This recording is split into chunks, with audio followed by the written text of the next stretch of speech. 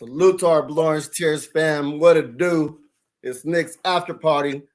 Like to thank those who are joining us live and for those who will watch the replay. Don't forget to support your boys by smashing that like button. And if you like these shirts, your boys rocking these Too Smooth shirts. Check me out on Too Smooth TOOTH clothing underscore Too Smooth clothing underscore on IG. And if you like something, hit your boy up and I'll shoot you the price. But for the meantime, we talking this Knicks. We talking this draft. We talking these prospects. It's that time of year. It's that time of year. So what it do, Culley? What it do, pimpin'? Man, I am hyped. There's so many draft picks, so many draft prospects. I mean, what are we doing? What are we doing at 11? What are we doing at 42? Are we moving up the board? Are we moving down the board? I mean, are we trading the pick? What prospects are falling? What are we doing with Mitch? What is Tim Hardaway Sr. doing with the Knicks? I mean, how do you feel about all that, Culley? Go ahead, I'm gonna let you kick it off.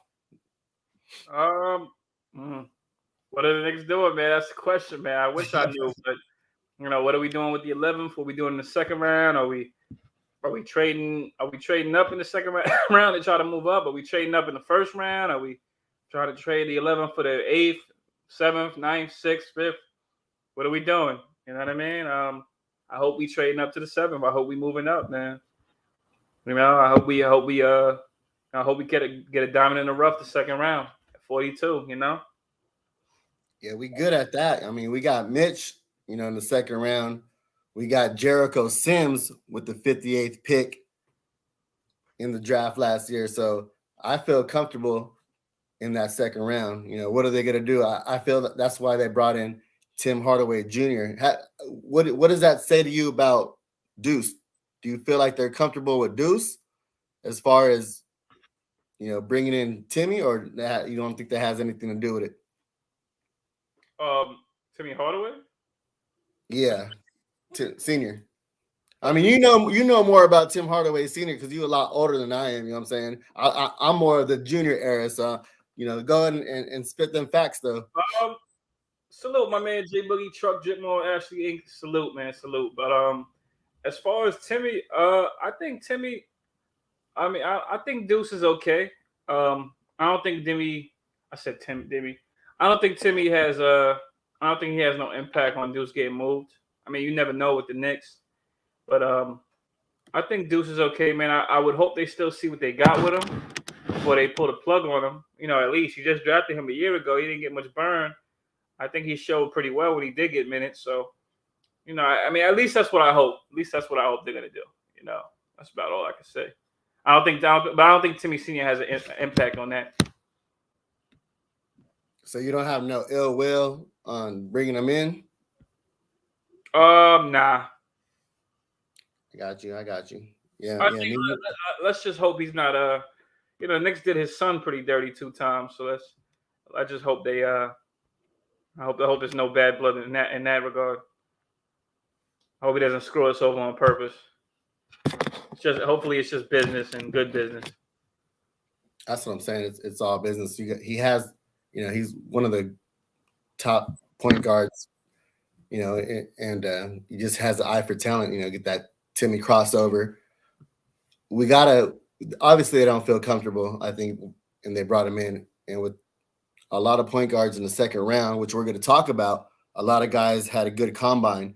It's like saying we're not going to draft Scottie Pippen Jr. because Scottie Pippen Sr. did us dirty in the playoffs. You know what I'm saying, throughout the 90s. I mean, if he's that guy in the second round, then he's that guy. You know what I'm saying? You just got to put that to the side and pick him if he's available. And he's one of those guys that Scottie Pippen Jr. is what I'm saying. Like we can't be mad at Scottie Pippen Jr. because Scottie Pippen Sr. Tim Hardaway Sr. was a rival when we drafted his son, so that still says a lot. Still speaks volumes when he drafted his son. Right. That's what I'm getting at. You know what I mean? Right.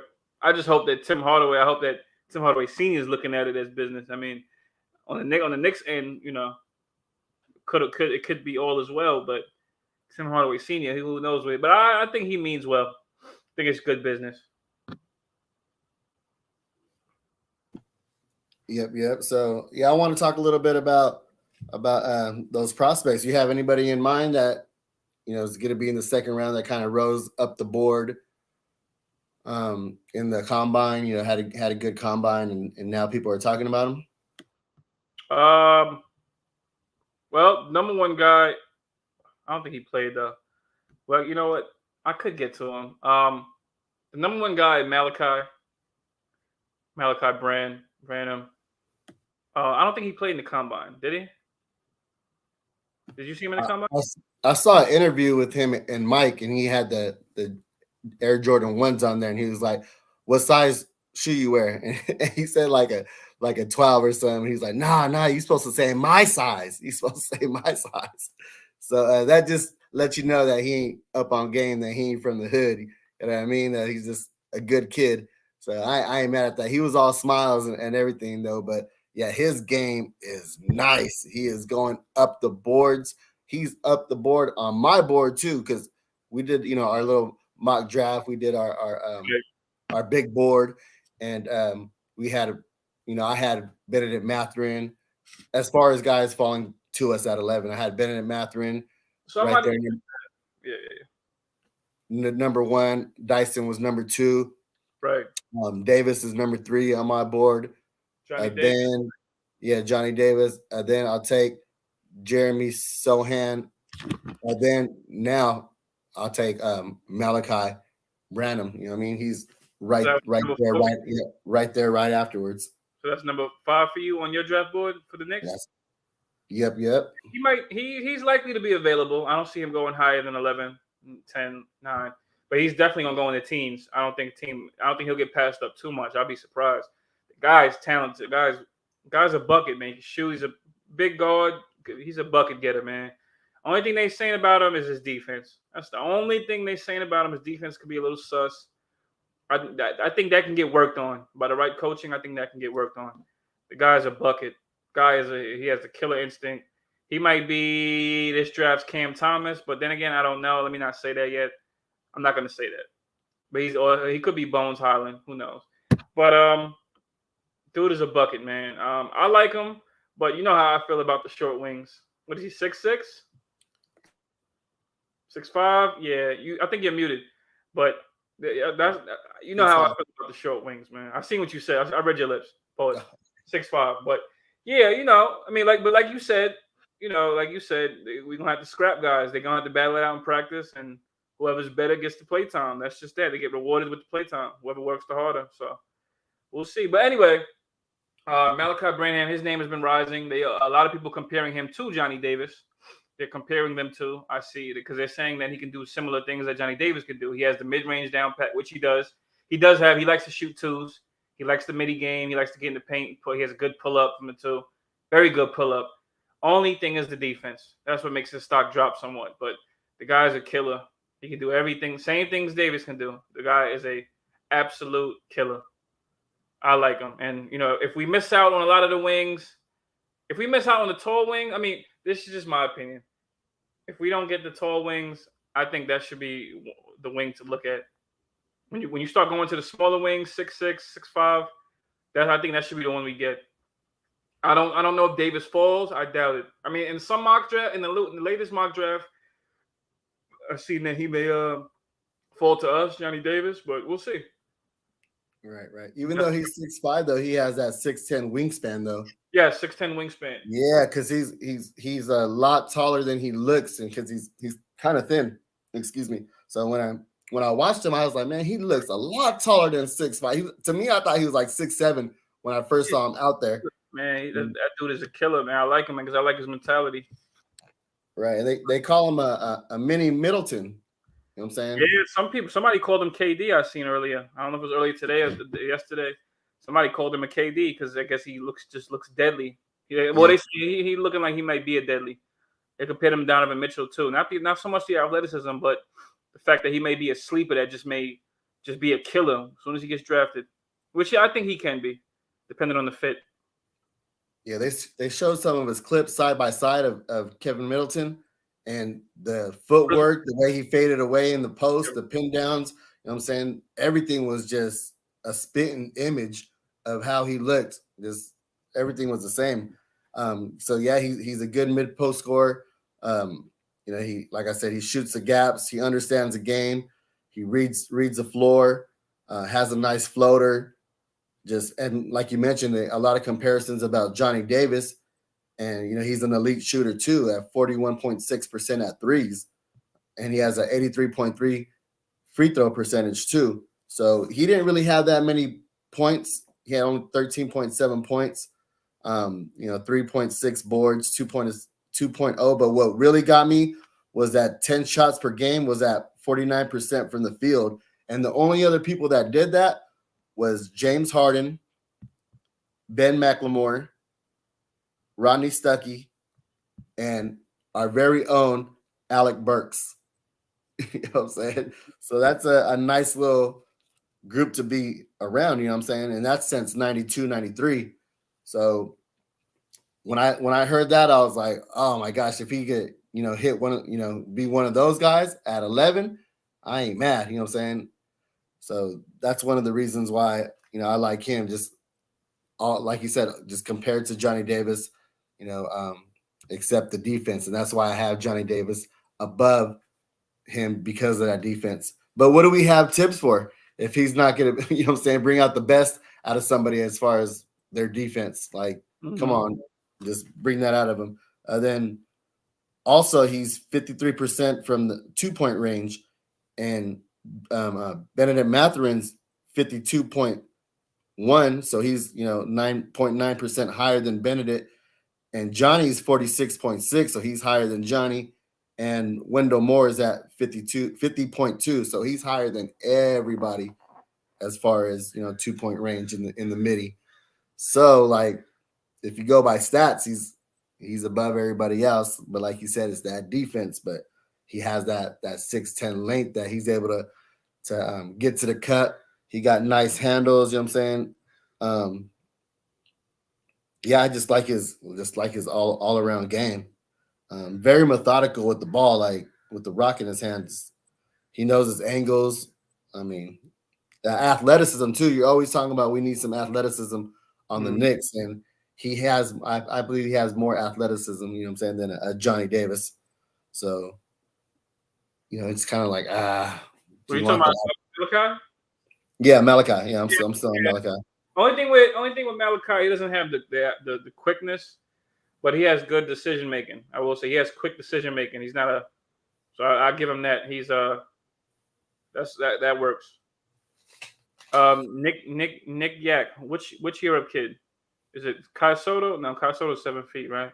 That's who's also climbing up. We're gonna get to him soon too. Yeah, Malachi, yeah, quick decision making. He doesn't have the quickness, but he's methodical. I will say that. Very methodical. He's tough, man. It's just the defense. He needs more intensity. But he's still a dog on the offensive end, so I'll give him that. Yeah, I mean, like I said, that's he's on my board at that pick. So I kind of want to move into, unless you have somebody else that's moving up the board. You hear anything else about the 11th pick? Anybody moving up to that spot? Are you still high on Ochai? Ochai, yeah.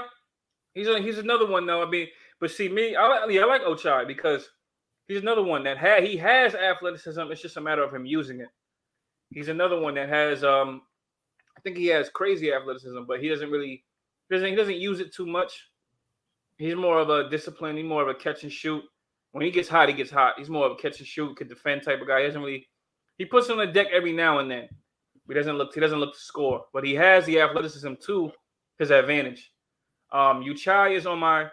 I like him too. It's just that me personally, I just like the bigger wings. That's what I just want the bigger wings. So I'm more so looking at the wings in the draft.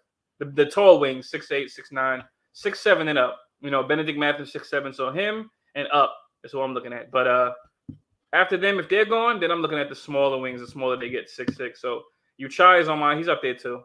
He's gonna fall in that range too. 11. He's gonna fall from probably 12 to 17, 18. He's gonna fall there around that range. He's solid. I think he's solid. Yeah. All right, I'll let you know who was on my board though. But like I mentioned earlier about Scottie Pippen Jr., he broke a couple. Defense. He Good. broke a couple records at Vanderbilt for most points, field goal attempts. So he took a lot of shots. Free throws made, and free throw attempts and free throws made. So he averaged 20 points, 3.6 boards, and 4.3 assists. And in his first game at the combine, he had 11 points with 6 assists. And the second game in the combine, he had 21 points. And he didn't play much in the second half. But the first play of the game, he just got a steal. I'm saying it went straight to the cut. Like, all right, this is how we're gonna start the game.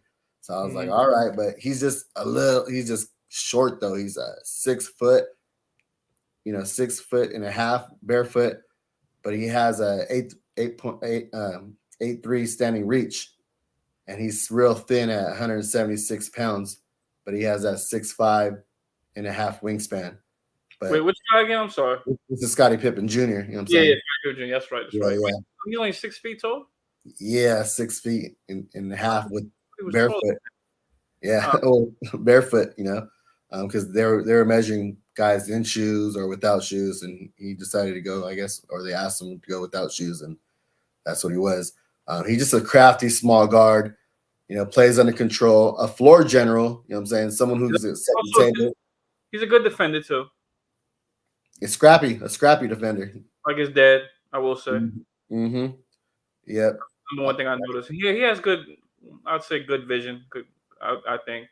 He has nice handles too, though. Yeah. Never gets rattled. Just plays under control. I'm saying, like I said, comfortable with the rock in his hand.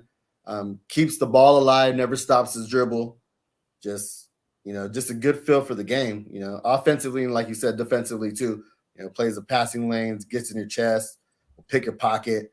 Just like I said, just understands the game. So if he could be a guy that we're looking at towards the end of the second round, somebody just to bring in for competition. Maybe they're not, like I mentioned, not too comfortable with Deuce, and because Deuce really hasn't shown where that he gets set people up and get past defenders and get all the way to the cup. So with the second round pick, you're kind of just you're just kind of taking your chances, a roll of the dice to see what happens. So that's just the guy. Maybe if he was 2 inches taller, he'd be probably in the mid first round, end of the first round type guy.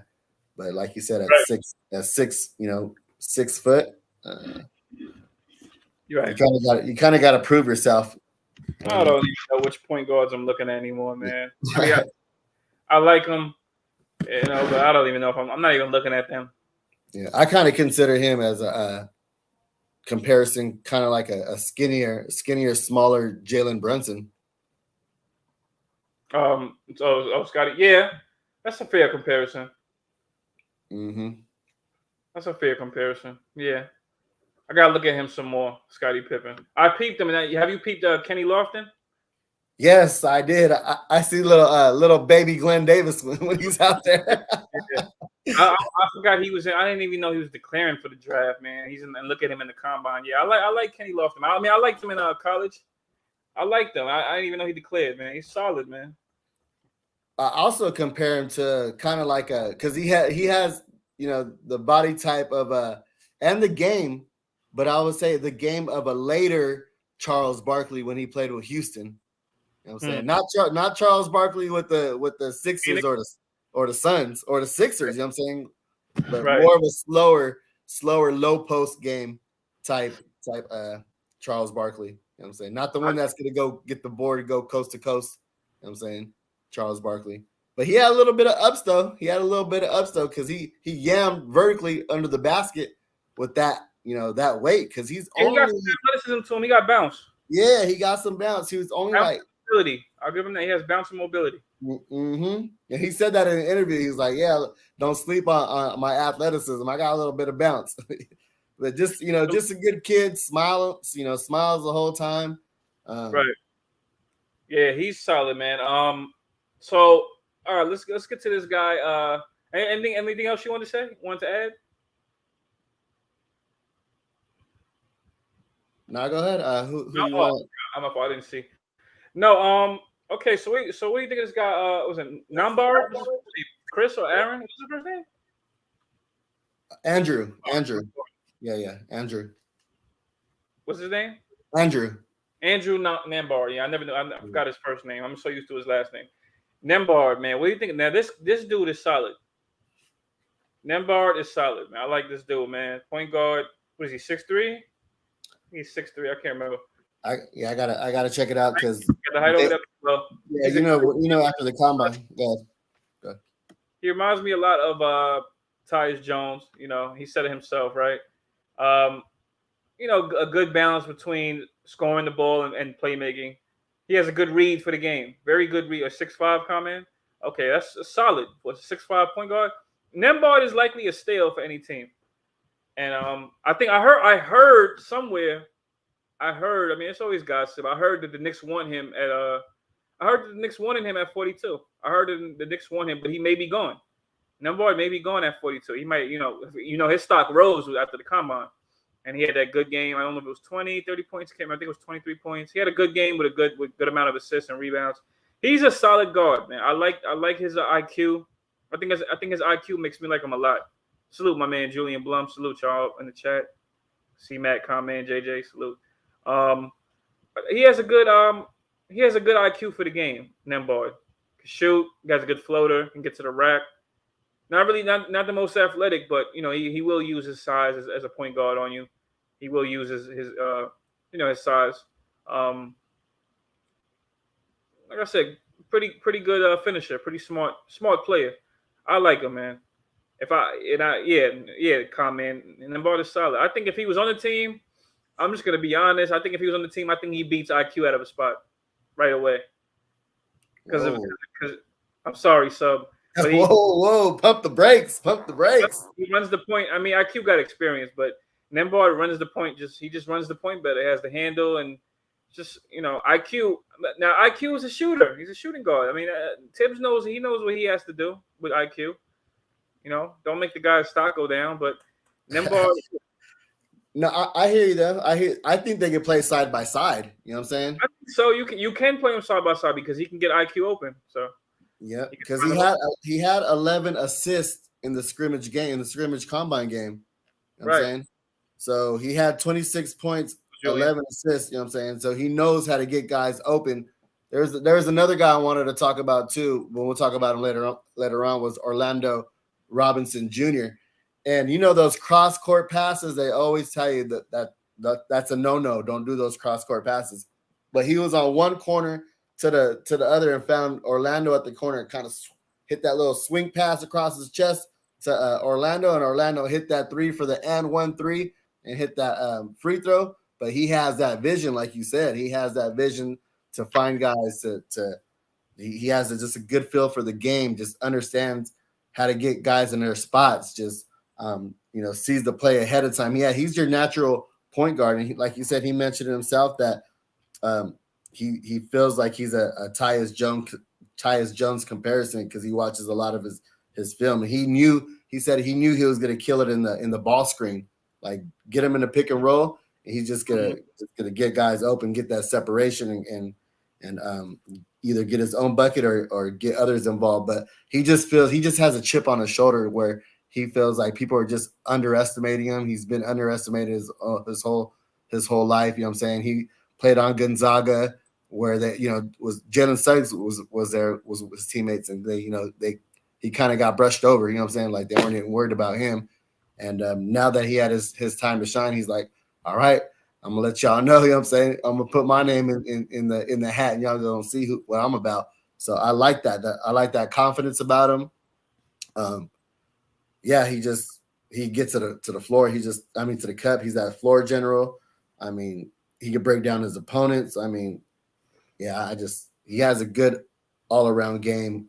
He's not going to get you with his athleticism and you know what I'm saying, blow by you and yam on you. Like, no, that's not his game. He just. We talking about Nembard still? We still talking about. He's also. I just want to throw in, not to cut you off. He's also cool with RJ, if I'm not mistaken, too, right? I read that somewhere too. I'm not sure. Yeah, I read that somewhere too, that him and RJ are pretty tight. If I'm not mistaken. I read it somewhere. There's a few guys in this draft that are I think they're cool with RJ, and they're also Canadian. There's a few guys Canadian, just like RJ, and they're pretty tight with him. Some of them know him. I just want to throw that in there. Go ahead, Steve.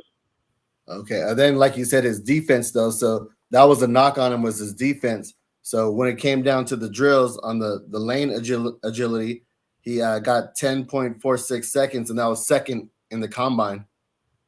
So he wanted people to know that he had that footwork too. You know what I'm saying? That he worked on that as well. So he's just a competitor, just somebody who's gonna see holes in his game and just keep working on it. So yeah, those are the kind of guys we want. You know, guys that keep at it, gym rats that are working on their craft, that are never satisfied and always hungry. So yeah, I am mad at that pick if he falls to us or we have to go up to get him. 42? What's that? You ain't mad at Nembhard at 42? Nah.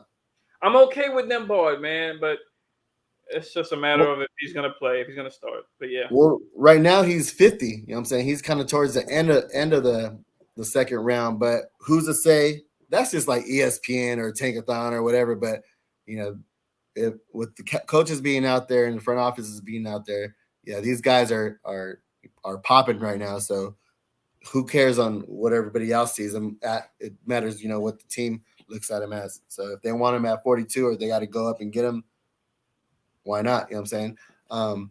Another guy, you remember Alvarado for the Pelicans? Right. Last year, the Knicks had interviewed him and brought him in for a workout. They just didn't take obviously they didn't take the chance and drafted him. But, you know what I'm saying, once they're on their radar, you know what I'm saying, if they feel comfortable snatching them up, they got to go ahead and do it and quit playing around because somebody else is going to do it. Right. Sharp, Matherin, and Nembhard are Canadian. Yeah, okay. Thank you, Con Man. Yeah, Nembhard's Canadian too. Okay, I forgot that. Yes, he's tight with RJ. Yeah. So Nembhard would be good. Nembhard, I think he's solid regardless. Where he falls, I would hope the Knicks get him. If the Knicks get him, I wonder what that does with our point guard situation, being that we have Deuce. I mean, if he's better than Deuce, then let's get to the point. We're going to have to start cutting guys, yo. It's like, we can't be.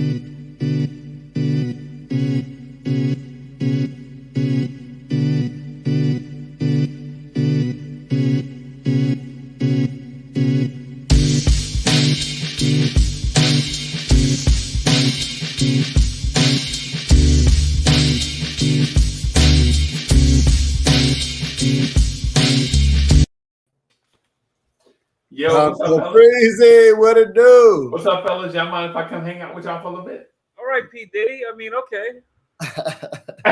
Yo, you call me P. Gritty? You call me P. Gritty, yo? Freezy, man. P. Freezy. All right. Well, now it's a pleasure to have you on board, man. Hey, what's up, fellas? All right. It's an honor. Yeah, we don't get enough time to spend with Uncle Freezy, man. He always working. Oh, Yo, what's good? What's good, man? Doing push-ups and stuff, trying to. Me too. I did stuff for the show. Yeah, man. Get my little workout in. Yeah. I just heard somebody say something about somebody do IQ dirty. I just wanted to jump in real quick. I just heard somebody trying to throw IQ away. I didn't know what was going on. That was me, but no, not in the sense of throwing them away, but I just think that we have to. Just toss them away. You want to just toss them away? No, not so much IQ, but I'm thinking in the sense of. Now, I'm not going to say just anybody. Well, basically, what we need to do this season. I mean, we still have this coach named Thibodeau. What we need to do, we need to nip things in the butt like right away. Like if a guy's inconsistent, if he's not playing good, you got to ship him off. This is the only way we're gonna have a somewhat good season. Guys that can't play, bench them. Stop trusting guys that don't want to be out there, can't play. You got to send them to the bench. The guys that's playing with effort, you got to let that like RJ, huh? Like RJ Barrett. Yeah, you got to let them play. You got to let guys that want to be out there. No, guys that ain't playing good like RJ Barrett, man. You got to send them somewhere. No, well, look, if RJ's having a bad game, sit him. Let him respond the next game. Sit his behind. Then you put somebody in there that could possibly take his spot. If a guy can't take his spot, then you got more problems. But you got to see what you have right away. You have to. You got to. Chuck said that beat nasty. For some reason, why do I get the vibe that that's one of Chuck's beats? But I'm gonna leave that alone. I'm just gonna leave that alone. I just feel like that's a beat from Chuck that he just threw it to you. I am just shocked. We got the King Chief Knicks universe in the building. Yeah, man. What it do? I've been trying to get on with y'all for so long, man. I've been wanting to get on here for so long, man. And then, you know what I'm saying? It's just a pleasure to be with Sub, man, and Culley Goat. You know what I'm saying? Hang out at night, you know what I'm saying? Just for a little while, man, and talk. Just, you know what I'm saying? Talk prospects. I ain't gonna lie to you, bro. I think we already got all the pieces we need, bro. Right? I think all the pieces that we need to be a second round team, we have all of them except a couple of athletes in the backcourt. Mm-hmm. You know what I'm saying? Because we don't have athletes. You know what I'm saying? We got dudes that can. You have them in the front court. In the front court, yeah. Yeah, we got definitely in the front court. In the front court, teams are probably jealous of us in the front court because we got athletes all over the place in the front court. You know what I'm saying? You talking about Nerlens Noel's an athlete, Jericho Sims is an athlete, Mitch is an athlete. Mitch is gone, who else? Who else we got? Oh, Obi. Yeah, Obi. Yeah. And then Sims, Jericho. Sims. Yeah. Cam is somewhat there, but you know, we still got to see what we got with Cam. So you guys don't feel like we got to replace Mitch? No. Well, ask Freezy's opinion. What you think, Freezy? No, we ain't got to replace Mitch. We don't? No. I like Mitch. I'm okay with Mitch. Try to pay. I like Mitch. I like Mitch, bro. But when Nerlens Noel was the starter, we made the playoffs. I can agree. I'm just asking as far as another body, though. You don't feel like we need another body? Oh, sure. Yeah, that's what I'm saying. Like, that's what I meant by replace Mitch. Like, do you feel like we need to go out and get somebody? Is that person in the draft? You know, do we go and pick somebody at 11, a Jalen Duren, a Mark Williams? Do we get, go by what they did last year and get someone at the end of the round, the 58th pick? Do you go after Orlando Robinson Jr., who I was going to talk about? I mean, just things like that. So I kind of want to know where y'all at with this. Let me bring in Jay Boogie real quick, and then we'll definitely get to your point. There you go. Let's get it. Y'all be spitting with your flows, I'm just podcasting. That's right. On the air every day, I'm just podcasting. You don't know what that mean when I say I'm podcasting. I'm broadcasting these flows with the podcasting. Every day of my life, I'm just podcasting. Right. Share my dreams with you, mean I'm podcasting. What? You can see my vision through the podcasting. But don't forget Jay Boogie when I'm broadcasting. I'm podcasting, he's podcasting. I've been spitting this venom since Karate Flicks. When Mr. Sims was sharing nothing but the Knicks. I guess you know by now, I seen some tough years. Now I know the reason why Freezy got them blowing tears. Jay Boogie, what's good? Right here, What's up, my brothers? What's good? Good late evening. Give me a a minute, and I'm gonna say good early morning, all at the same time. Yeah. What's going on? Hey, Culley, I had to lay my baby down, Culley. So when you said that, that's why I said give me a second, man. But shout out to the chat, man. The greatest people it is in the world that's rocking with, you know what I'm saying? This the Rock Boys late at night, you know what I'm saying? It's my man Sub and this my man Culley. The Rock Boys, they getting it on right now, you know what I'm saying? They doing what they got to do, man. Live, the after party, you know what I'm saying? Yours truly in the building, you know what I'm saying? Late hour, any hour, early hour, past hour, over hour, behind the hour, on the side of the hour, in front of the hour, back of the hour. Mr. Freezy himself. What's good, y'all? Man, we're here. Now we got the party started. We got Unk in the building. We got Jay Boogie in the building. Let's keep this going. Who else popping up tonight? Yeah, man. What's good, man? You hopped in right on time though, because we was talking about what to do at 11 if we going after a big. And I know Mark Williams, you high on Mark Williams. You know, they had an interview with him the other day, and he was like, his sister's a shot blocker too. It's like, so whose reach is longer? He was like, I don't know about hers, but mine is 9'9". He's like, forget what her reach is. You know, it's not mine. Right. He's like, it's not mine. So Right. Yeah, man, it's a lot of things going on, man. We got a lot of opportunity to do a lot of different things, man, coming up with this pick, you know what I'm saying? And everybody, you know, a lot of people feel bad because they, you know, it's not a sexy pick, but it's not the pick don't make you sexy. The player make it sexy. Just because you can't get somebody to 3 to 4 to 5, you know what I'm saying? The big time names up there don't mean that the player can't come in, you know what I'm saying, and do right for the team. We just got to pick the right person. And when we pick him, let him come through and he can perform when his numbers call, you know what I'm saying? And just rock with it like that. But yeah, you know, I'm high on getting me a big, you know what I'm saying? Because, you know, we already know Mitch get ready to pull your Houdini on us, you know what I'm saying? And I don't knock him. That's the office fault. Yes. yeah. I just feel like the office doesn't value bigs, you know what I'm saying? That showed with the 58th pick in the draft. That showed with them not signing Mitch early on. And Nah, they do.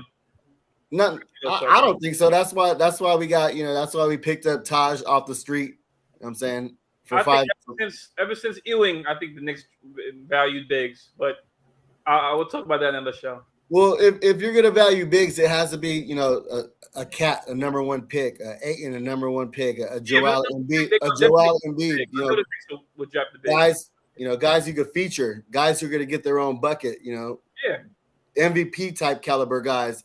I feel like rim runners you can find towards the end of the second round. You know what I'm saying?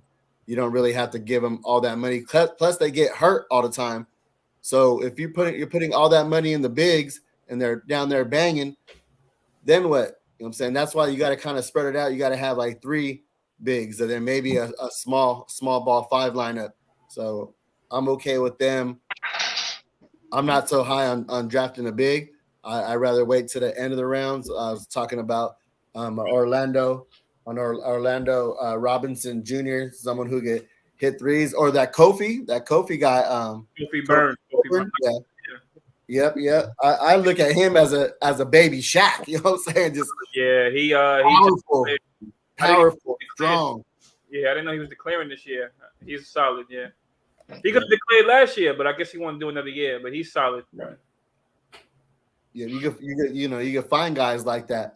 This other guy, Kennedy Chandler. Well, he might go in the first round, but late. My fault. Wesley Kennedy. I forgot which one. Kessler. Walker Kessler. He leads the league in blocks.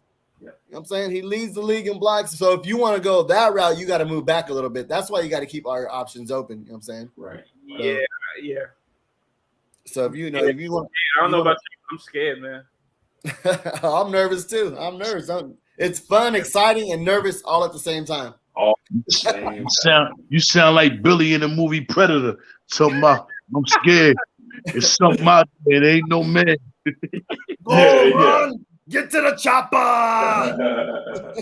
Yeah, man. I just hope we don't do. Let's not do. Freezy said it. One of them shows. Knicks like to go. They like to be conventional by non-conventional means. I think it was. They like to go to non-conventional route. They want to be different when the league is just doing what they should. We the only ones we want to be non-conventional. We want to draft a 7'4" guy from Ukraine, and he probably be trash. But because he's 7'4", 7'6", he's tall, got a crazy wingspan. He's probably real slow. Gonna be trash. Gonna get hurt. That's the Knicks. I'm not saying nothing against Ukraine players, but you know that's what the Knicks would do. They'd be in love with a guy like that. I honestly, I don't have a problem with the Knicks drafting a big.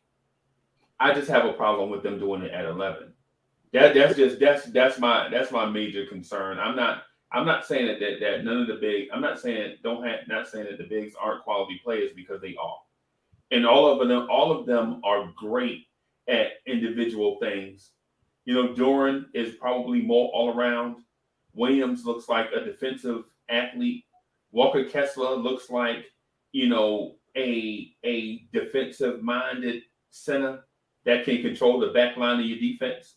Like he won't put up individual numbers, but with him on the floor, your defensive rating will be good. You know what I'm saying? So all these dudes, the young Shaq dude, great hands, great motor, right?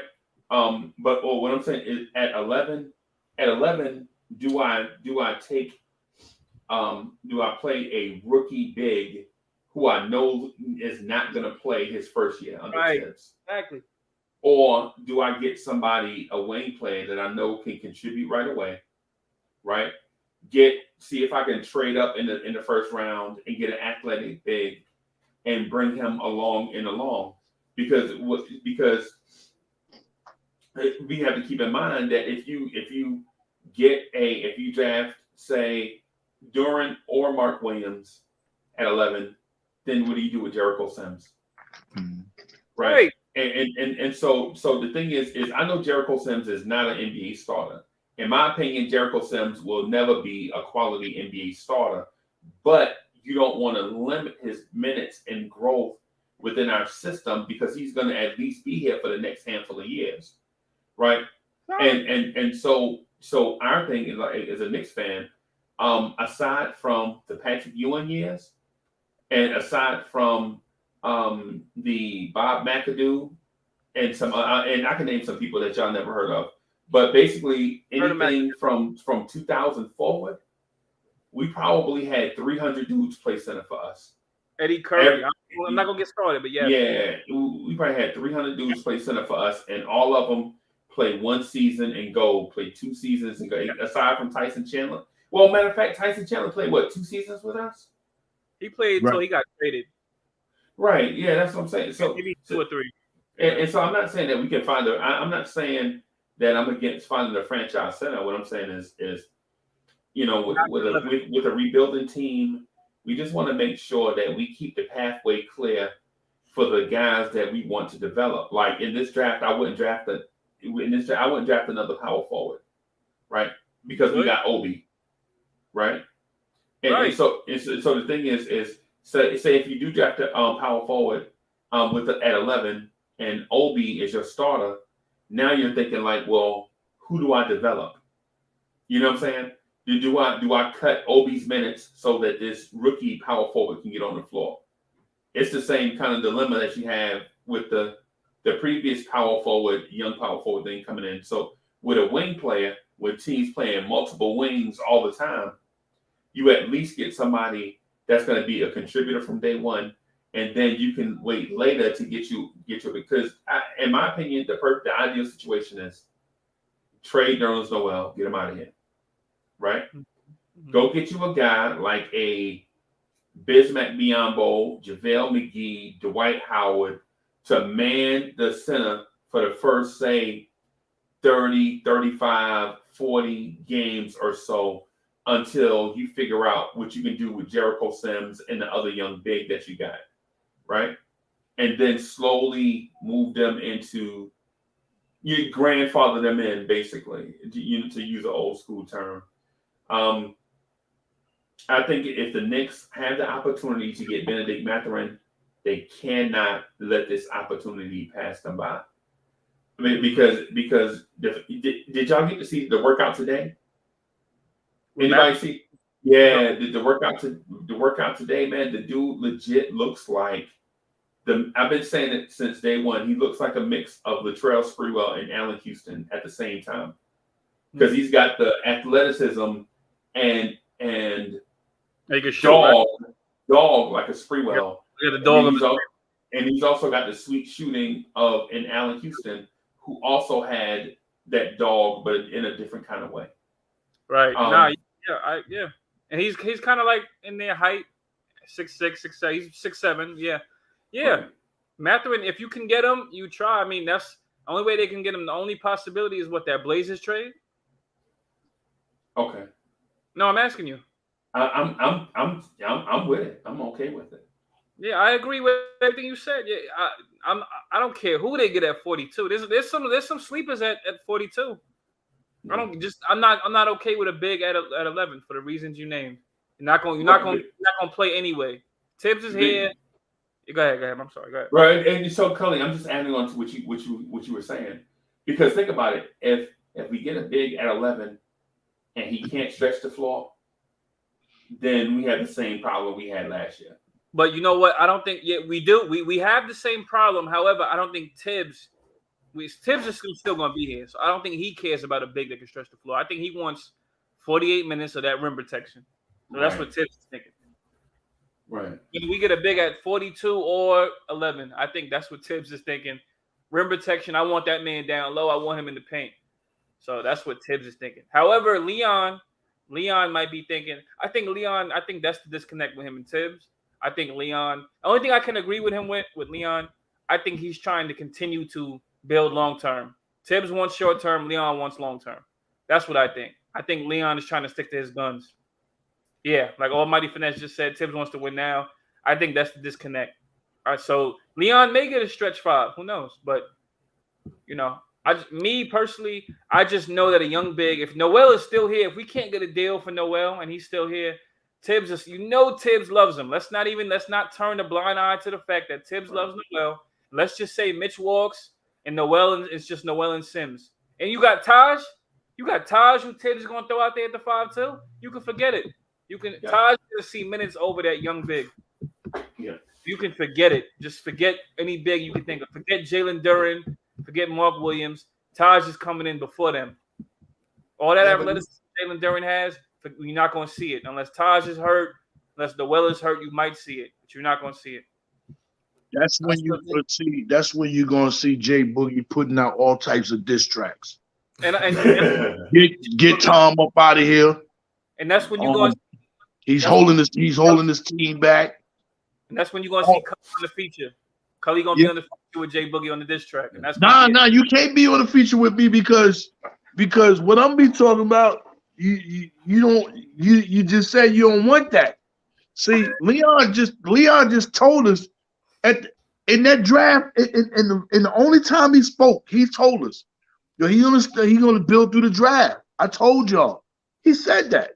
Those was his words. So if you're gonna build through the draft, what better opportunity it is, especially if you got Davis, you got Ben, you got Shaw, you got the other dude that come from the G League. All them dudes is gone. Mm-hmm. After top 4, they all gone. They ain't, and none of them guys is there, and none of these guys is worth trading up to try to go grab them. Talking about using our 23rd pick, none of them. So if all them guys is gone, why am I going to sit pat and knowing no bigs is coming out next year, and me not take one of the best bigs that's going to be in this league for some years to come? Now, if this guy Mark Williams can shoot 74-75% for the free throw line, that tells you he got form. He can shoot. He can face the rim. You know what I'm saying? It's small little things that you can see in this game that he tell you. And then, he's like a little young, small, early bird, Rasheed Wallace. He running the floor. He dunking. He got great hands. He can face the rim, and he knock free throws down. And he catches bad passes when they throw him down at his feet and turn them into buckets. You know what I'm saying? And he knows his role. He know he's not a number 1.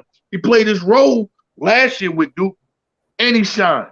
So if I'm sitting there at 11 and both of them guys is up there on the board and all them other guys is gone, I'm not going to force something when it's easily right there in my hand.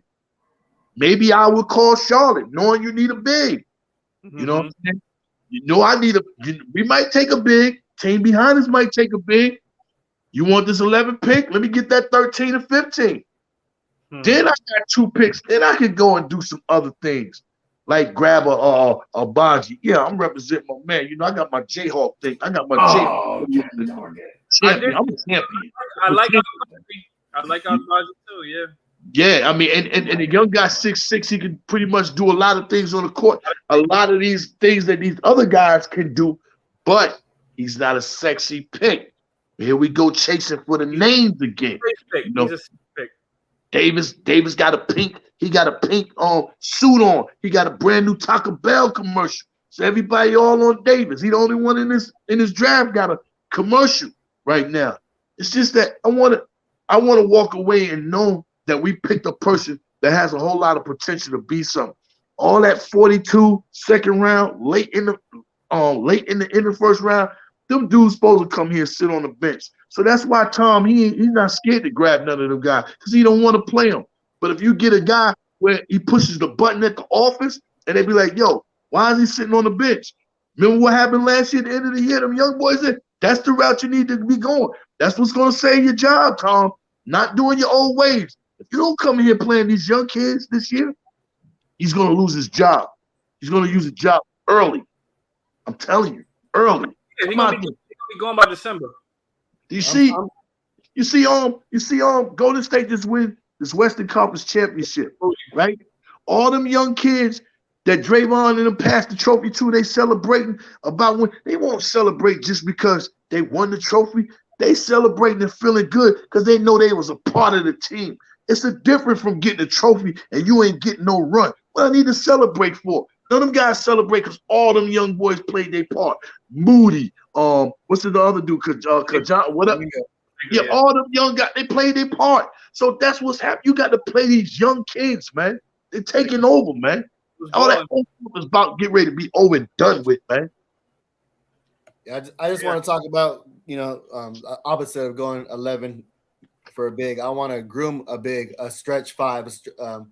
Orlando Robinson, 6'11", without shoes, 6'7" 4 wingspan, 35% three-point shooting at 2.9 attempts, 71% free throw shooter, averaged 19.4 points and 8.4 boards with Fresno State. His comparison is a Vucevic, Nikola Vucevic. You know what I'm saying? Mm-hmm. He's just real thin though, but like he's a sniper. You know what I'm saying? He can handle the rock, face you up, put you in the blender, yam on you. Like he has all the intangibles to get you in the post, fade away. Just like he has all the intangibles. He just thin. You know what I'm saying? A rim protector. Like he does. If he was a little heavier, he'd probably be, you know what I'm saying, top 5. But how thin is he though? How thin is he? Is he razor thin? He's 240. 240 at 6'11", 240. So that's not bad. Okay. He's 7 feet. He got a wingspan. Got a higher wingspan than his height. Okay. Yeah, but I'm like I said, like we don't need him right away. Just kind of groom him. You know what I'm saying, let Nerlens play. When he gets 2 fouls, you put in Jericho Sims. You know what I'm saying, let this kid get spot minutes after Taj, or if they go small ball. You know what I'm saying, because he has that agility, he has that that wingspan to, get back on defense, lateral quickness. He has all those intangibles, but yeah, that's somebody I want to just kind of think out the box. Maybe we could buy back into the second round as well, though. Don't forget about that. You know what I'm saying? That sounds good. That sounds good. Second round pick. You know what I'm saying? That's right. Because that boy Bryson is going to be towards like 22 to 26. Yeah. The same boy that gave Davis the business from out of Nebraska. Same one. Gave him the business. Huh? Malachi? No, Bryson. Bryson. The guard from Nebraska. Okay, 6'6" young kid. The guard, yeah. Right? Oh yeah, he's gonna be a scorer. He's gonna be a scorer in this league. Okay. Yeah. But ain't but too much you're gonna do and look too much like the 5-star you was when you go to a school like Nebraska and they ain't got nobody. And all eyes is on you, Tupac. Yeah. Right. Okay.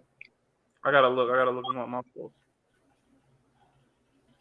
Yeah, there's just a lot of 6'5" guys, like Uncle Freezy would always say. You know what I'm saying? You could get a 6'5" guy anywhere. There's just a lot of guys going up the board. That Darion Sebron playing from North Carolina State.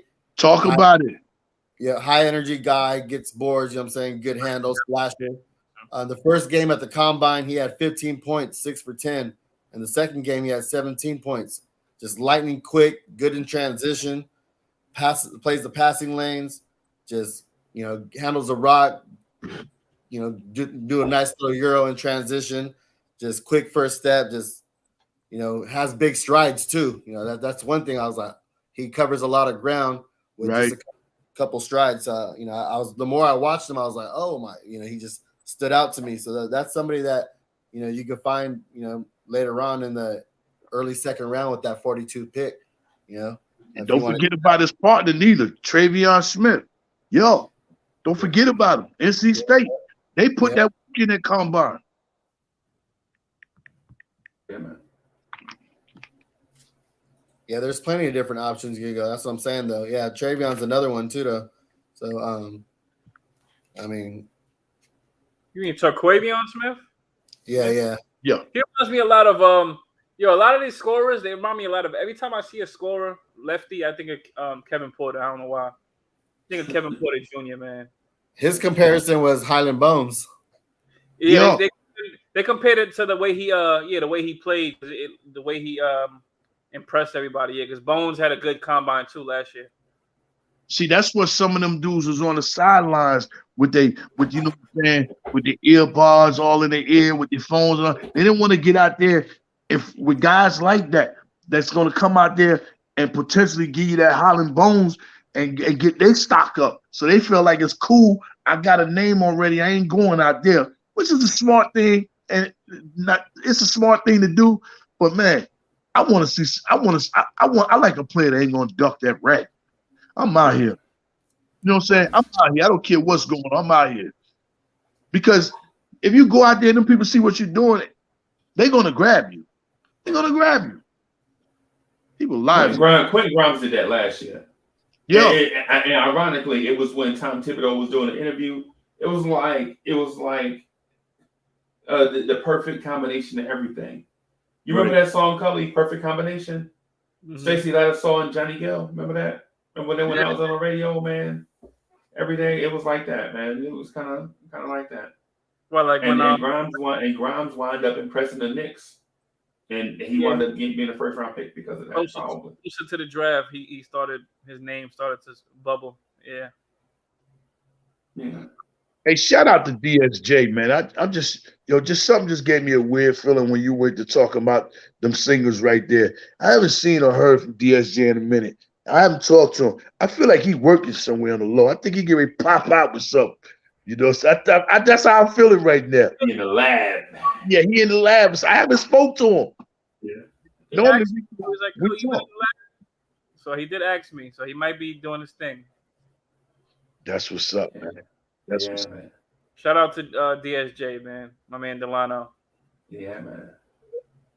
All right, so Sub,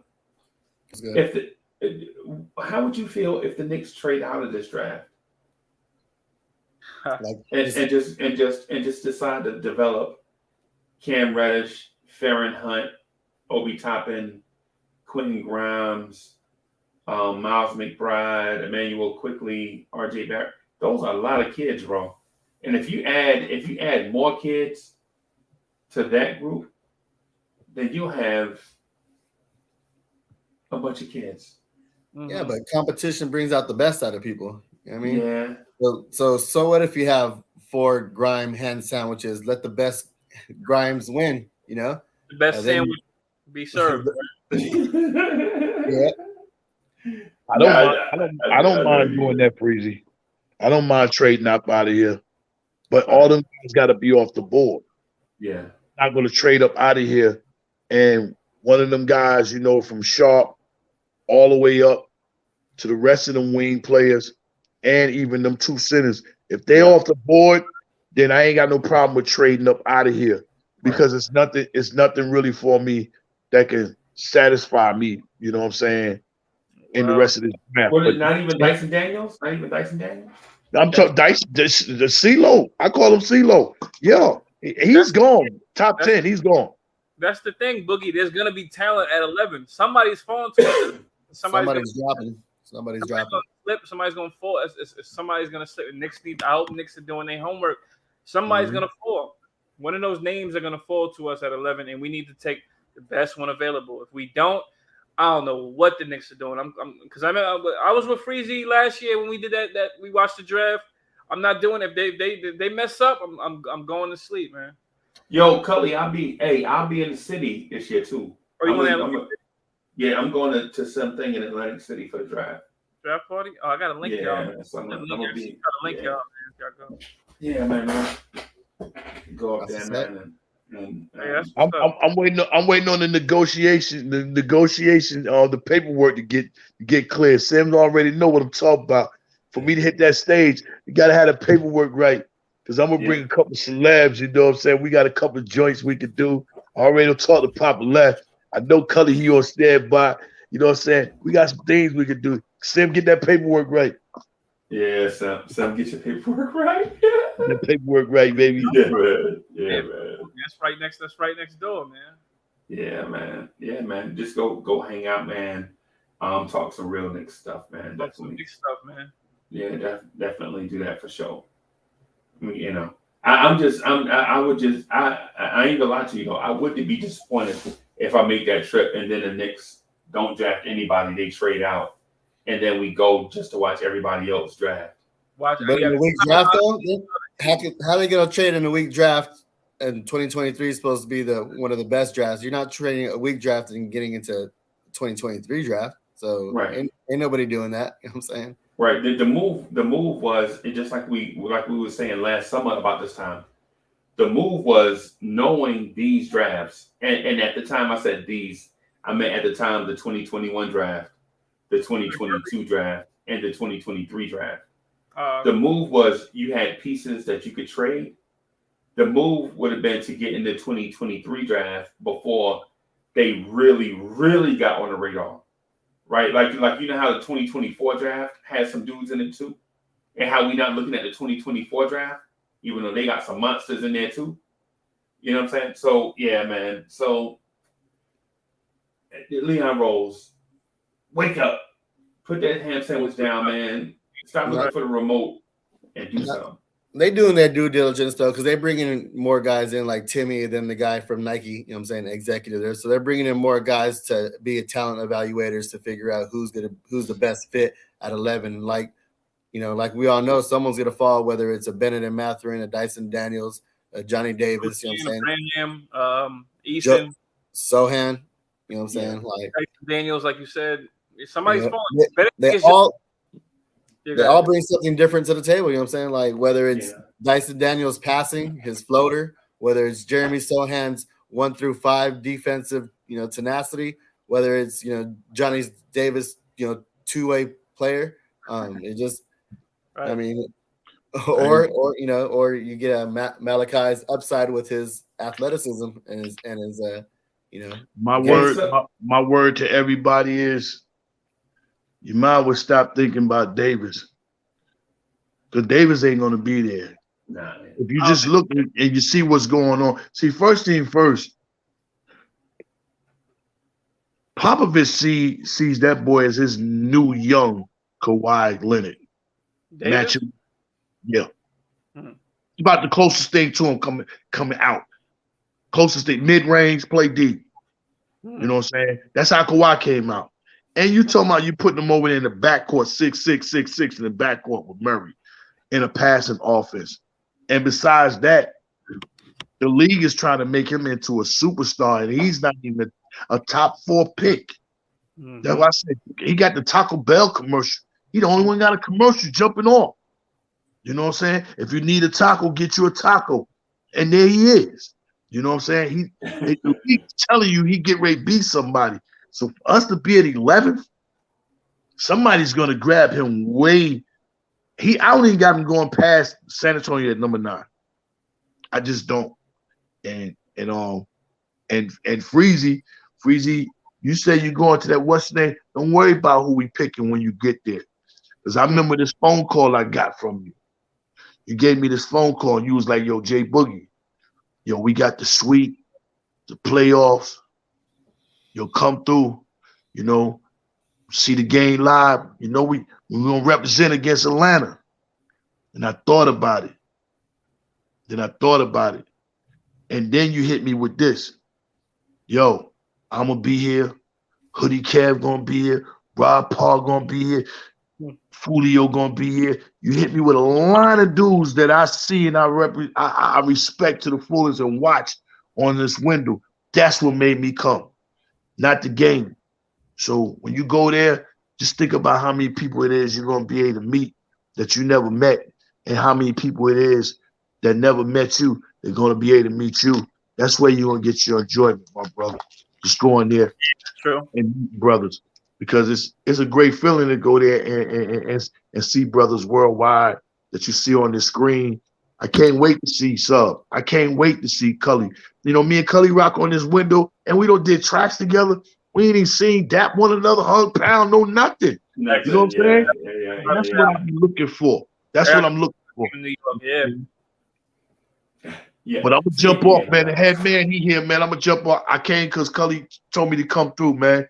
I gotta go lay it down, man, and get ready to move a church tomorrow. I had a long day today. I missed my Rangers. I was supposed to go to the game. They sold me out. They went and played like we okay, we cool. We got a game 6 in the Garden. And Carolina was playing like, yo, we ain't trying to go there down 3-2 because we know we ain't coming back. And they killed us tonight, man.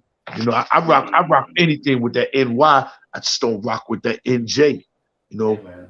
I don't call them that's too bad, bro. From New Jersey Nets. They gonna always be that to me. That's it, because those Devils are pretty good, bro. They're gonna be pretty good. Yeah, they're gonna be pretty. Not this year.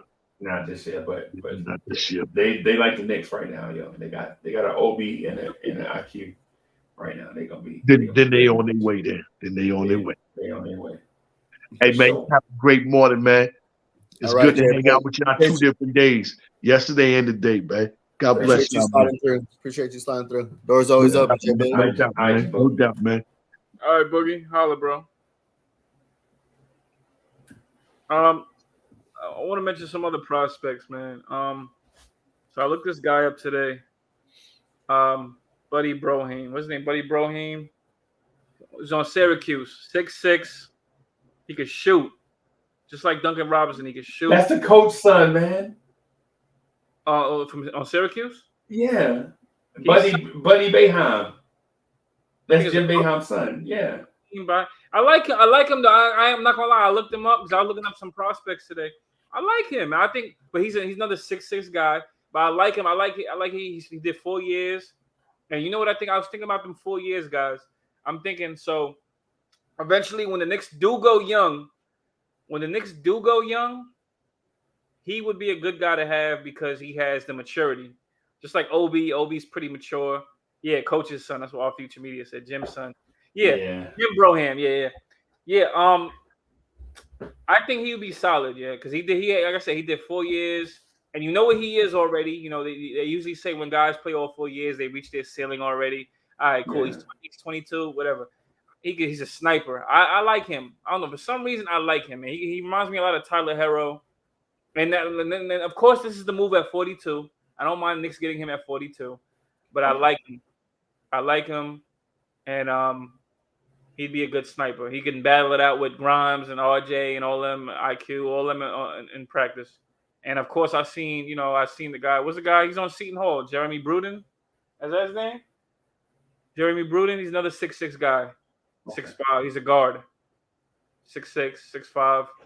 He's a guard. He doesn't have the shooting. Buddy Brohim, whatever his name is. He doesn't have the shooting consistency, but he's solid. He has an NBA ready body, and he's a prospects. Freezy, what you think of Kai Soto? Sub, what do you think of Kai Soto? It's whatever. So. I mean, to be honest with you, I just saw highlights, and it wasn't impressive. I want to see what he does laterally on defense. It's kind of what I want to see. I like this guy. He's a youngin. I don't know when he's going to go. Josh Minott. I think he played on Memphis. I think his name is Josh Minott. I don't know how to say it, but he's a wing. He's a wing. He's about 6'8", 6'10", if I'm not mistaken. Okay. About 6'8", yeah, with a 6'11" wingspan. Young. He has defensive upside. I think he would be solid.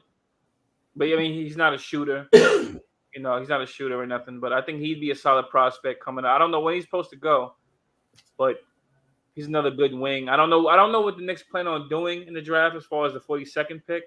I don't even know. We don't even know what they're doing with the 11th pick. But with the 11th pick, okay, let me just ask y'all. If let's say we draft the wing at 11. What do y'all think they're gonna do with the 42nd, or it's just up in the air with the 42nd? That's what I'm thinking. I'm thinking they go wing with the 11th pick. You know what I'm saying? They go point guard. They go point guard with the 42 pick, and then they jump into the back at the end of the round, or they get one of these guys like John Butler for a center. I feel like they're gonna get a center towards the end to groom. So a stretch five, a shooting center, someone like I said, John Butler. 7'1", 7'3" wingspan, shoots threes. He's only 190 pounds though. You know what I'm saying? Right. Yeah.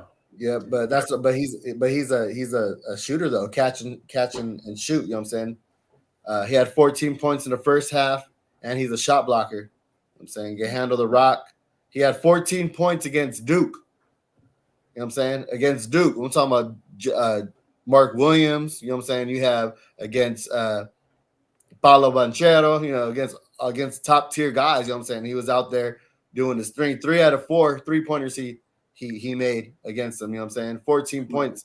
So the kid has some upside on him. He's just really thin and wiry. You know what I'm saying? Just give him some time, groom him. Right. You know what I mean? I just feel like they'll do something like that. We need shooters. We need a different element, you know what I'm saying? Not just rim protecting anymore. We need to stretch the floor out, you know, space out the floor for these guys. Hey, You know? I think Culley, this year, bro, I'm gonna say this, and I know it's gonna sound crazy, bro.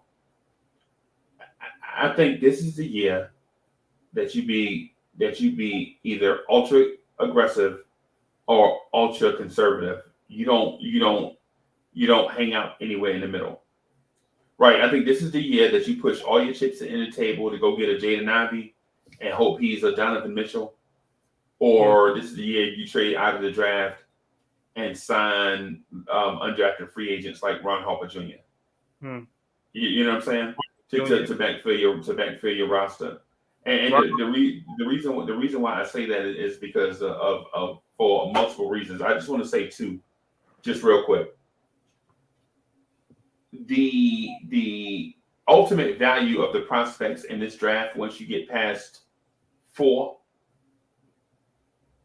you can people have legit said prospects 5 through 13 are the same guy. Right? So what's the point of trading up into the top 5 when you might, say for instance, why get Dyson Daniels when you can get Jeremy Sohan, right? It's you basically getting the same. It's fit though. It's fit. What does your team need? It's a team need, a team fit. You know what I'm saying? Because we need passing. Who on the Knicks gets 11 assists? Gets 7 assists? Nobody. You know what I'm saying? We don't have anybody that could find guys in their spots, lead the passes.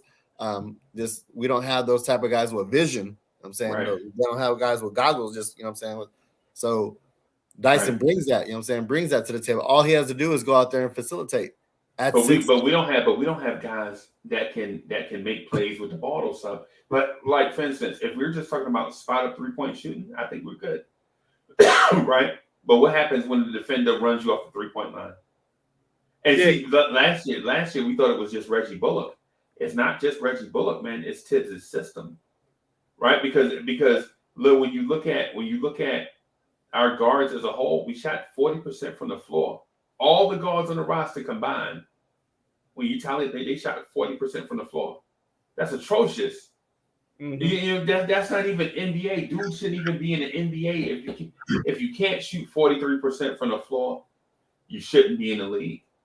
Right? And I don't care if you're just taking all jumpers or all layups. I don't care. You know what I'm saying? Because people will say, well, they can shoot all threes. Not RJ. RJ can't finish at the basket. Not Burks. Burks can't finish at the basket. You know what I'm saying? So what I'm getting at is like, if you don't go get a guy that can turn that around, then I'll say just get out of the draft as a whole. Right? And no knock on the guys in the draft. But in the situation we're in right now, do you really want another frustrating Randall and RJ season? As a Knicks fan, do you feel like you can sit through that again? Right? And I know people are going to say, well, Randall's going to be out of here. Well, Berman said the Knicks aren't shopping Julius Randle. So if you thought Randall was gone, sorry. You know what I'm saying? Berman just said that on Nothing But Knicks joint a couple of days ago. Right, yeah. And the other thing too is the Knicks are not comfortable with Emmanuel Quickley playing point. So if you felt like Emmanuel Quickley is the point guard of the future, sorry, the Knicks don't have faith in him being a point guard of the future. I mean, it didn't take rocket science to know that one though. But yeah, go ahead. But I'm in that boat. I was hoping that IQ would. I'm in that boat. Like he still has all summer though. He still has all summer to get his handle tighter. D Rose is coming back. You know what I'm saying? So he'll be the starter. The pressure won't be on IQ to start right away. And when D Rose goes down, because that's what's going to happen eventually. You know what's going to happen, yeah. Sorry to say that. You know what I'm saying? IQ may be ready at that time. I don't want them to bring another point guard, and don't go in there and bring a Schroeder in there on a 1 year, 2 year contract. Or Brunson. Or Brunson. Not that I don't like Brunson, but I don't want to pay him all that money. You know what I'm saying? If he's not going to be our franchise savior, you know what I'm saying? Right. Like, hold off. Let's see what we have in house. Let's draft a couple more players. Then, 2023 class, you know what I'm saying? Go out and get that guy. Or make a trade. Are you willing to sit through another frustrating season like you did this year? No. I don't have a choice because we don't have the cap space. We are capped out. You know what I'm saying? And everybody's contracts are expiring next year. So they already have their plan set. They just thought that these guys were going to get a bias a little bit of time, and they dropped the ball. Yeah. Then, so we want to get rid of Noels, but don't nobody want Noels? You know what I'm saying? Right. Like, even healthy, they teams are want him. At one point they did. At one point Dallas wanted him for $80 million. You know what I'm saying? Right. But now, like, that ship has sailed. You know what I'm saying? And for all those centers, like Unc mentioned, the Bismack Biyombo's, the JaVale McGee's, the Dwight Howard's, the Hassan Whiteside, all those guys are getting paid $2 million, $5 million to go play for contenders in, warm weather cities. You know what I'm saying? Not where the light's going to be brightest on them in New York. Everybody's going to look at them through the microscope on what they're doing wrong every single play. You know what I'm saying? They're going to be in the tabloid, the media, and for all that, they want to get paid. That $2 million is going to be $12 million to bring them down here. You know what I'm saying? And now we have a Noel situation all over again. Everybody's going to be complaining about him. And Noel's getting paid 3 times more than some of these playoff centers. That's crazy, right? Yeah, but think about, like, they don't have no pressure on them. They have point guards. They have CP3s out there. They have, Luka Doncic. They have, they have all these other guys all they got to do is rebound and clog the paint. That's it. Block shots and win championships. That's it. But they're not doing it though. If you look at the teams out there, it's the Golden State Warriors and look at Kevon Looney. Look at Kevon Looney, right? Since you mentioned Golden State, right? Right. Kevon Looney, come on, bro. I can go get a Kevon Looney from the YMCA. You know what I'm saying? I'm okay with Biyombo. Right. That's what I'm saying. And Al Horford. You paying $8 million for Biyombo? Man, I ain't paying $8 million for Biyombo? No, I ain't paying. I wait till December when he get desperate and pay him $1 million. Yeah, but he'll go somewhere else though. That's what I'm saying. Somewhere else warm, somewhere else, some other contender, take a veteran minimum. You know what I'm saying? That our Bismack Biyombo was Taj. That was our Bismack Biyombo. Except we paid our Biyombo $5 million a year.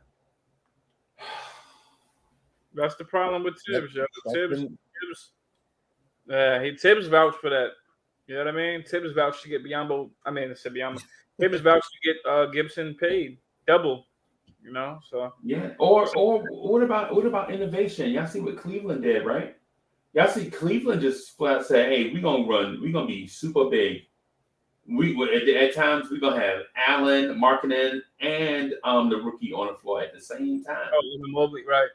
Yeah, right. Man. What about offensive innovation? Yeah, but they got 2 bounce in the first round. Yeah, they did. But they got out of the lottery though. They got out of the lottery. They got out of the lottery by being innovative. You know what I'm saying? They're the reason why they got bounced is because they just didn't have enough experience. You know what I'm saying? So they'll get there soon because they got pieces, man. They got Isaac Okoro he's a wing defender. They got the other guy. Isaac Okoro's a bust. No, but who's the other guy? They got the other guy who's a defender, 6'8", 6'7". I forgot. He's pretty rugged. I forgot his name. I don't know if they pay Colin Sexton, they may be stuck in that. I don't think they're looking to pay him. I think they want to avoid paying him, but I don't know. That's the vibe. I can see him being traded somewhere like Washington, bro. I could see him being traded somewhere like Washington for another lottery, but I could see Sexton for Denny Avdija being a draft day trade. You know what I'm saying? Two dudes that were supposed to be something didn't develop real as fast as they should have, and they just swapped cities. Yeah. Right. Yeah, I mean, Cavs. What pick they have? Anybody know? The 14th. They're probably pick number 1. You know, Adam Silver loved them, bro. They do, and they had a better. They had a better record than us. We now be a few picks ahead of them. Oh, it's such y'all mind if I tell you my theory on fixing the Knicks? Go ahead. Okay, so this is how I fix the Knicks. I'm taking Julius and some of these young kids, packaging them together and trading them to the Minnesota Timberwolves for D'Angelo Russell and a first round pick. And with their pick, I'm gonna try to get a guy like Tari Eason. And with the early pick, I'm gonna try to get a guy like Jeremy Sohan, right? Mm-hmm. And plug them into Tibbs' defensive at all cost system, and see if I can develop, because the Sohan kid, I think he can develop into an all-star, do-it-all player. Very high on him, man. I'm very high. Right. And the reason why I say that is if we just bring him along slow, like how the Spurs brought along Kawhi Leonard. You remember Kawhi Leonard wasn't even a name until the end of year 3, right? And we bring Sohan along, because Sohan is what, 17, 16. I'm joking, but yeah, he's like what, the youngest dude in college or something? No, that's Durant. Durant turns 19 in November. No, he turns in November. He turns 18. Okay. Yeah. Okay. But with Tari Eason and Sohan, what we do is we give Tibbs the 6'8" wings he been wanting. Right? Now, with that said, both are still so young that once Tibbs gets fired, because he will get fired, Tibbs is going to get fired. You can book it, right? Yes, bam.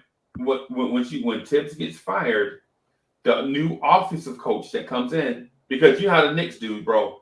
If the old guy defense sucked, what we do is we always do the pendulum, like, oh, Mike D'Antoni, he didn't play defense. Then you go get all defensive guy.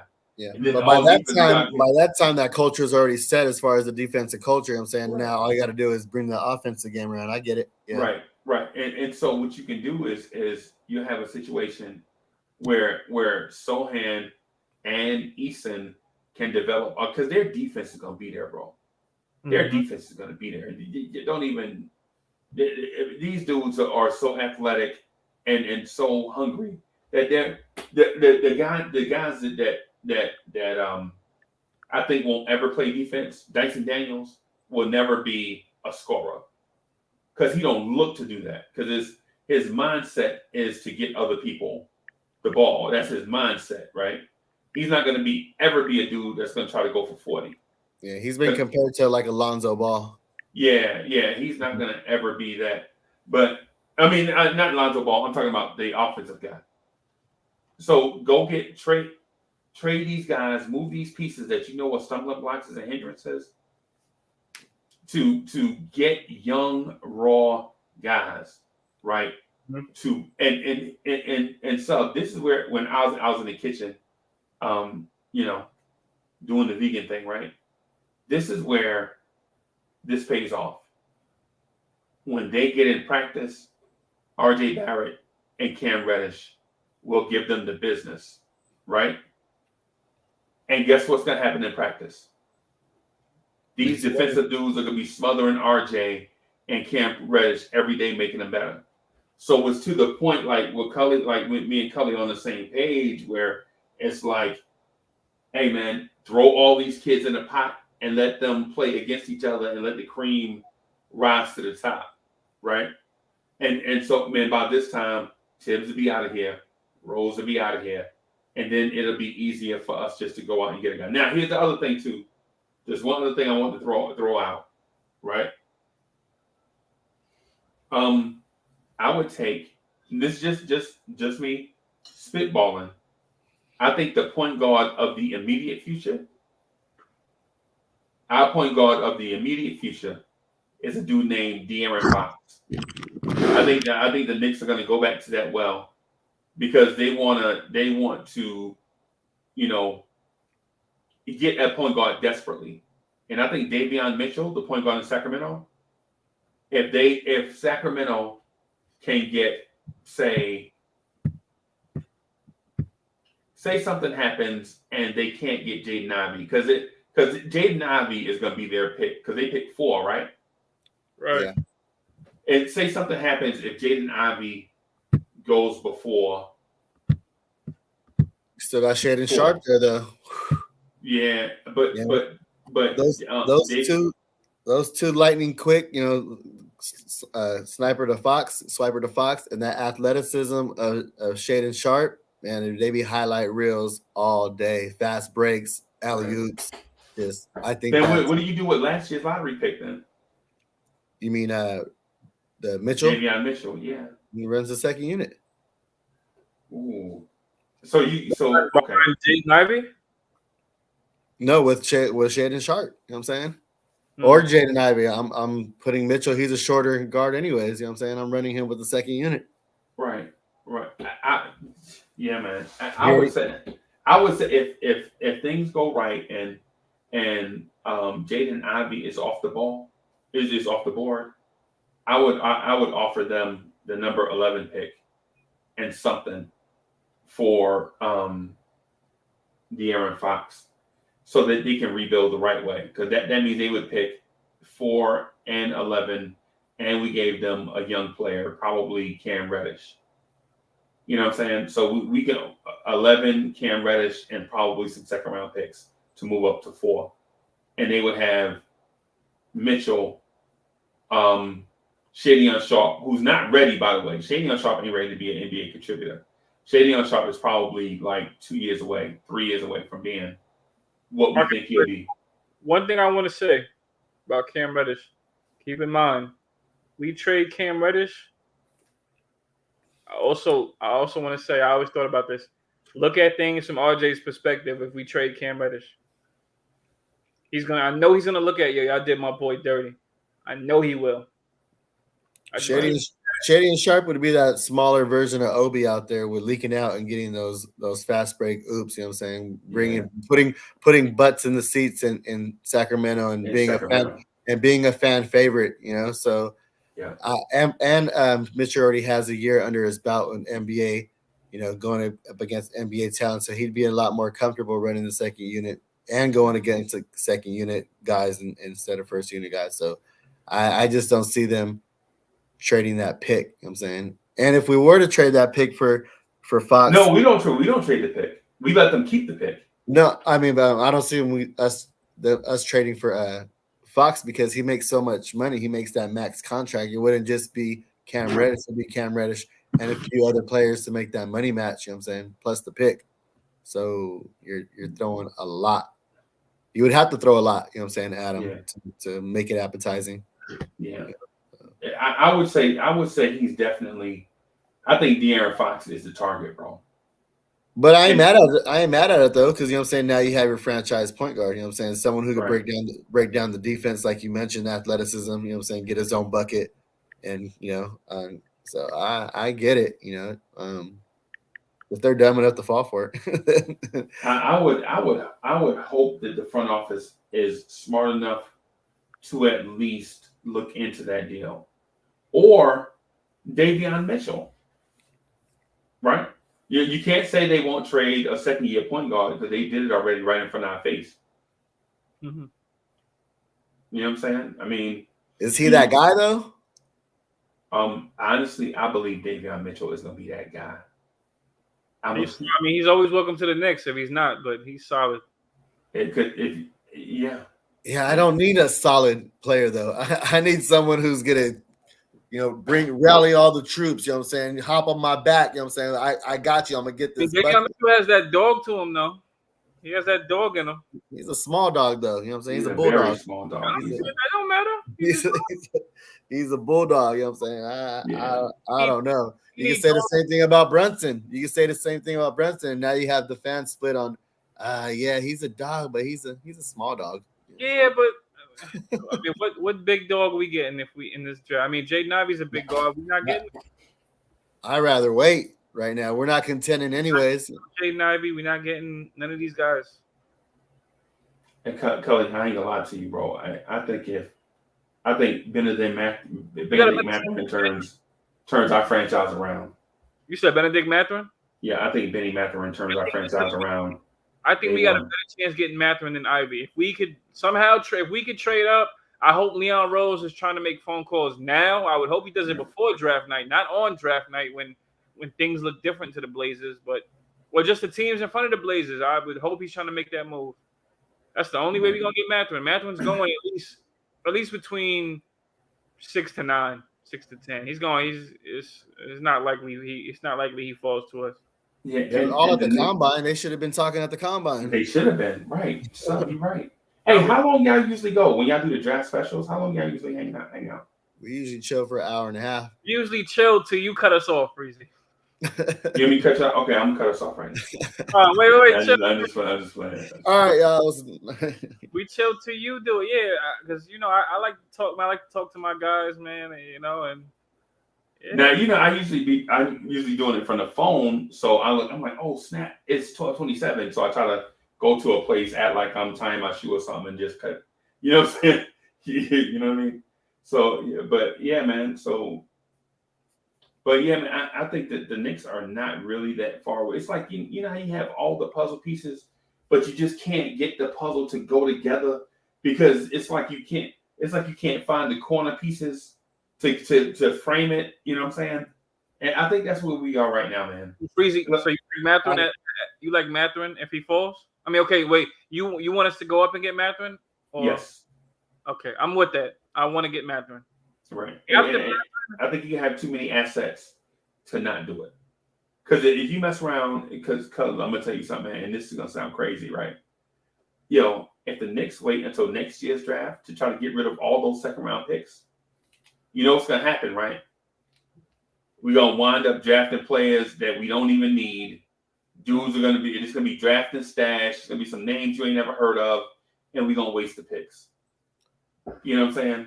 And you're gonna hear them say names like Rokas Jokovitis, and you're like, how you gonna draft him over Herb Jones? You know what I'm saying? And for that reason, I will not be watching the draft with y'all. Right. And I like Rokas, by the way. I like Jokovitis, right? If we do that again this year, I'm done with it. I'm not doing no more. And I can't have any spoiler alerts anymore either. So. Yeah, definitely don't. You better not have Stephanon on because Stephanon can't hold nothing. I was like, don't say nothing. Give us like a 5-second delay. Oh man. You remember that we was watching? Yeah, Stephanon was killing us. I was like, Stepha. So do the Blazers have interest? Who will we trade to the Blazers? Are we trading Randall? Nah, I think he's going to Minnesota, bro. You think Randall going to Minnesota? Has don't they have a pick in the 20s? I think they have like a 25th, 23rd, 19. Oh, I don't want to go that far back. Yeah. Let's go back to this Mathurin talk though. So who are you trading to move up to get Mathurin from 11 to? I mean, if we trade, the Blazers look like the most likely trade partner. There's rumors, but they might be fake that they have an interest in Randall, but that's rumors. So you're trading Randall for Mathurin? I don't know who else they have interest in. Say it again. You're trading Randall for Mathurin? Like you're giving up Randall for Mathurin? I don't know because I thought it was been one more guy, like maybe. Well, you have to make the money match, but because it's not just Randall for Mathurin. Think of it as Mathurin and Obi for Randall, because it'll be addition by subtraction. Because if you remove Randall, then you put Obi in your starting lineup. No, that's my mindset. I'm with it. My mindset is the betterment of the team. You know what I'm saying? No cancer in the locker room. Everybody's high-fiving each other. Hoorah. You know what I'm saying? And there's no egos in the way. And it's my team, not, I'm not sharing the ball type deal. So for that reason, I would do it, you know. But I was just wanted to get your guys' opinion on it, like. And I like Randall, by the way. I'm a Randall fan.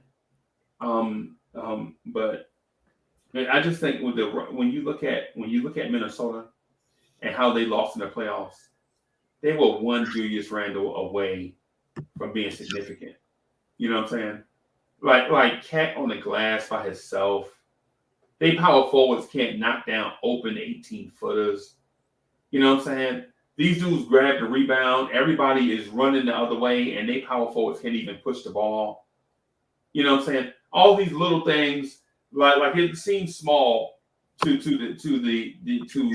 an average observer, but I'm like, yo, Cat is streaking down the court. You got a 6'11" dude streaking down the court. Your power forward get the rebound and waiting for a guard to come and get the ball. See, if that was Randall, he could have at least pushed it to half. You know what I'm saying? Yeah, or you take Randall to the Nuggets instead of like an Aaron Gordon. He could work the post while the Joker's out in the perimeter. You know, just teams like that. Yeah. So, When's their pick? Their pick is another one in the 20s, I think. They're in the 20s somewhere. Yeah. And or a player. You know, I mean, you got to throw a player in there to make the Spurs, 20 Spurs got 2 picks. They got one right before us, I think at 9, and they got one in the 20s. Spurs are better than us. I hate these teams that are better than us. They got more picks in better positions.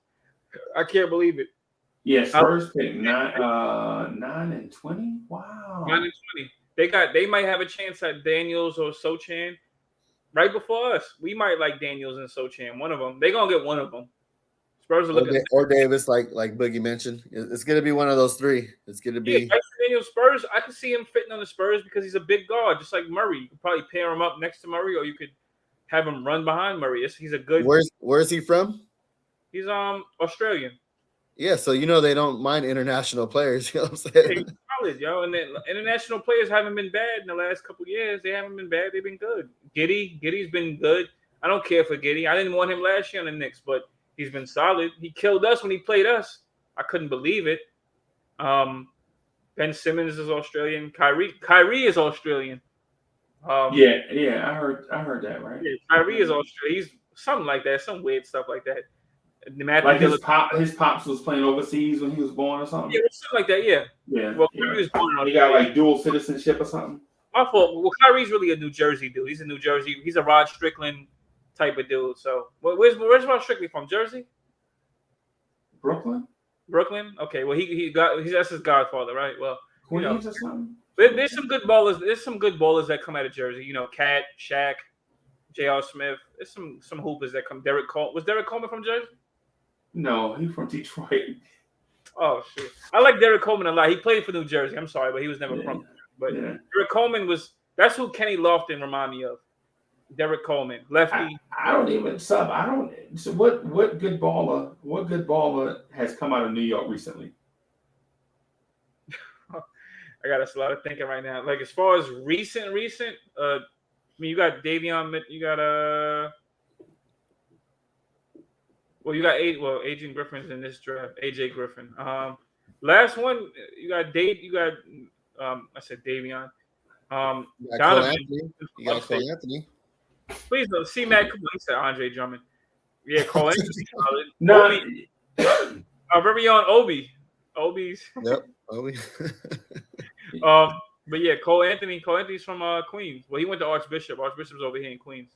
Okay. Archbishop's, that's a high school, yeah. So he was solid. Strickland from the Bronx? Oh, Rod Strickland from the Bronx. That's right. He a Bronx dude. Right. That's right. Right. Shout out to the Bronx. Yeah. The most recent, the best one, I'd say the best got to be the recent best is Donovan, but he's from upstate New York. He's more like upstate. As far as the boroughs, Cole Anthony from the boroughs, and then you got Hamidou Diallo. He's from Queens. Who? Hamidou Diallo on the Pistons. He's from Queens. You say who? I know. He's not. I know. Okay. Because for a second I thought you were comparing Karl Anthony Towns, who was the #1 pick and is from New Jersey, to Hamidou Diallo. For some reason I thought Cole Anthony's from Queens. I think of Queens. He's from New York. That's all I know. He's just from New York. Sorry, not Queens, but he's from Queens. Mo Bamba, but Mo Bamba, man. I like Mo Bamba, man. Yeah. They gotta stop that Mo Bamba talk. I'm not trying to bring Mo Bamba. Nah, James Booknight. That's the most recent. He's from Brooklyn too, I think. Is he? Who James Booknight is from Brooklyn, but yeah. Yeah, I like James. I'm a dip. I'll let y'all get back to it, bro. All right, no doubt. Who you like, Sub? I mean, I forgot what he's talking about now. Who you like? Yeah, Bricks Nation said we have to lean heavy on development. Yes, we need to. We're not that nice to be a win now. James Booknight's from Brooklyn. Yes, Jonathan Isaac. But the most recent like star. Yeah, Mark Jackson. We know Chris Mullins from Queens too. I already know. I know all the ballers from New York.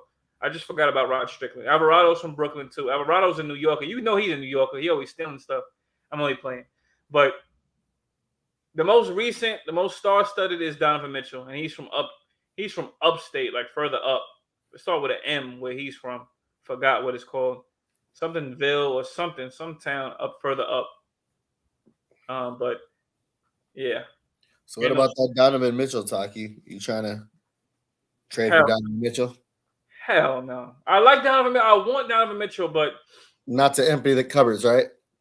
You say what? Not to empty the cupboards, right?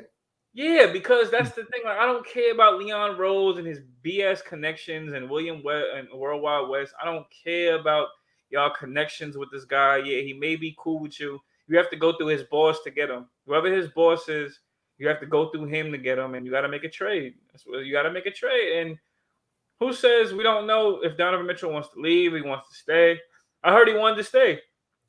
Those were the last reports I heard, that he was okay in Utah. We'll see. He might want to be over here. We want to lure him to New York, but you have to make a trade to get him, even if he says I want to get traded. So it's like, yo, that's where the Knicks just should have drafted him. Simple. I don't care if he may not have looked like he would be that good of a shooter in college. He was still better than Frank. So I'm not giving you to that. That's why you got to hit on your picks. Yep. What pick was that? 8? All right, let me look that up.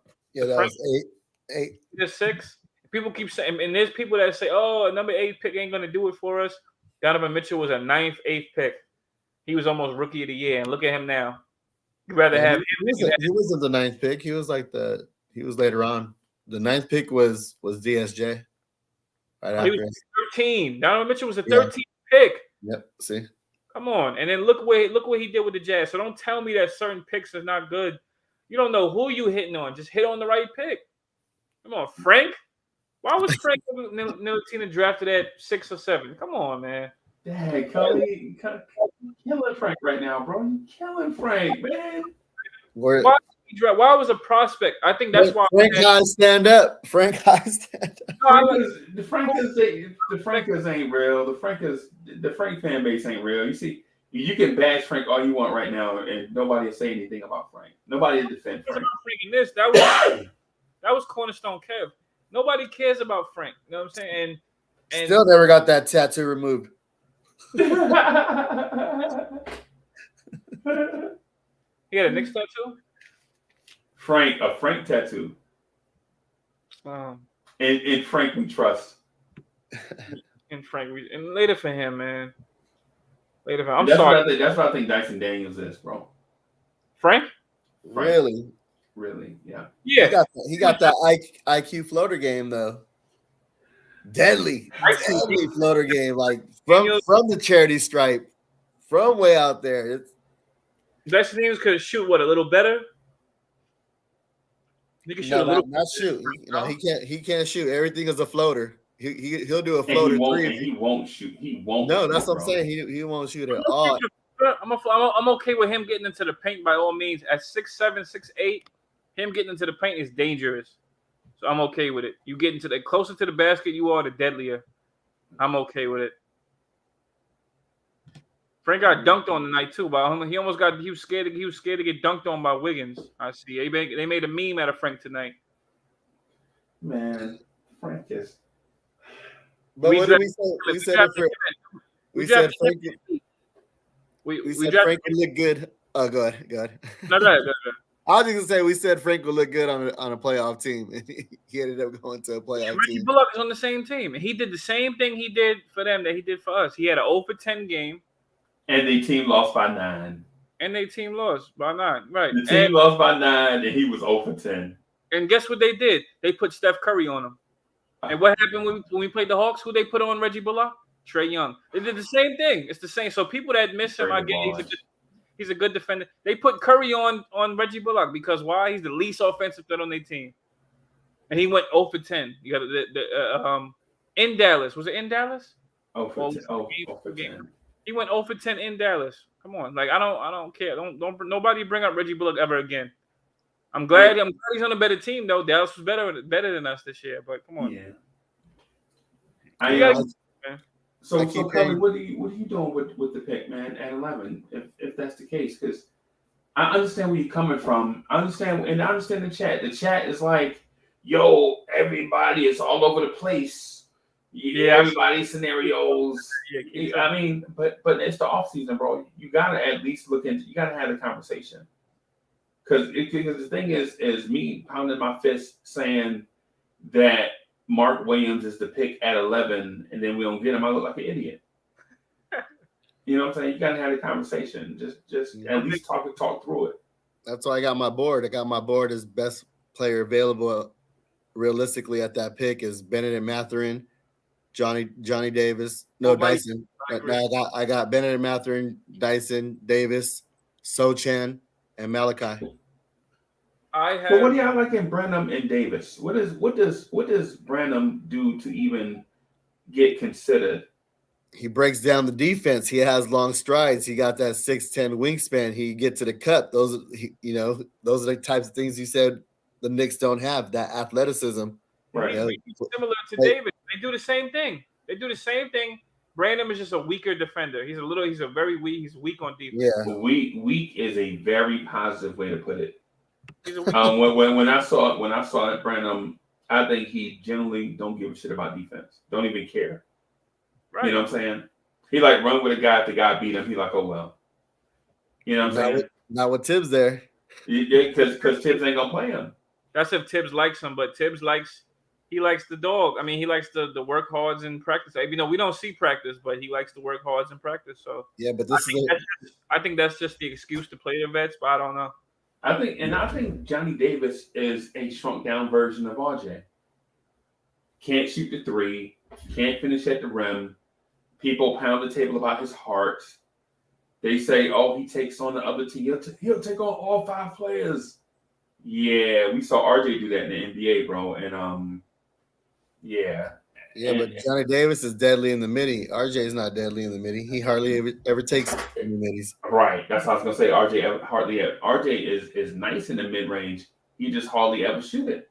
Yeah.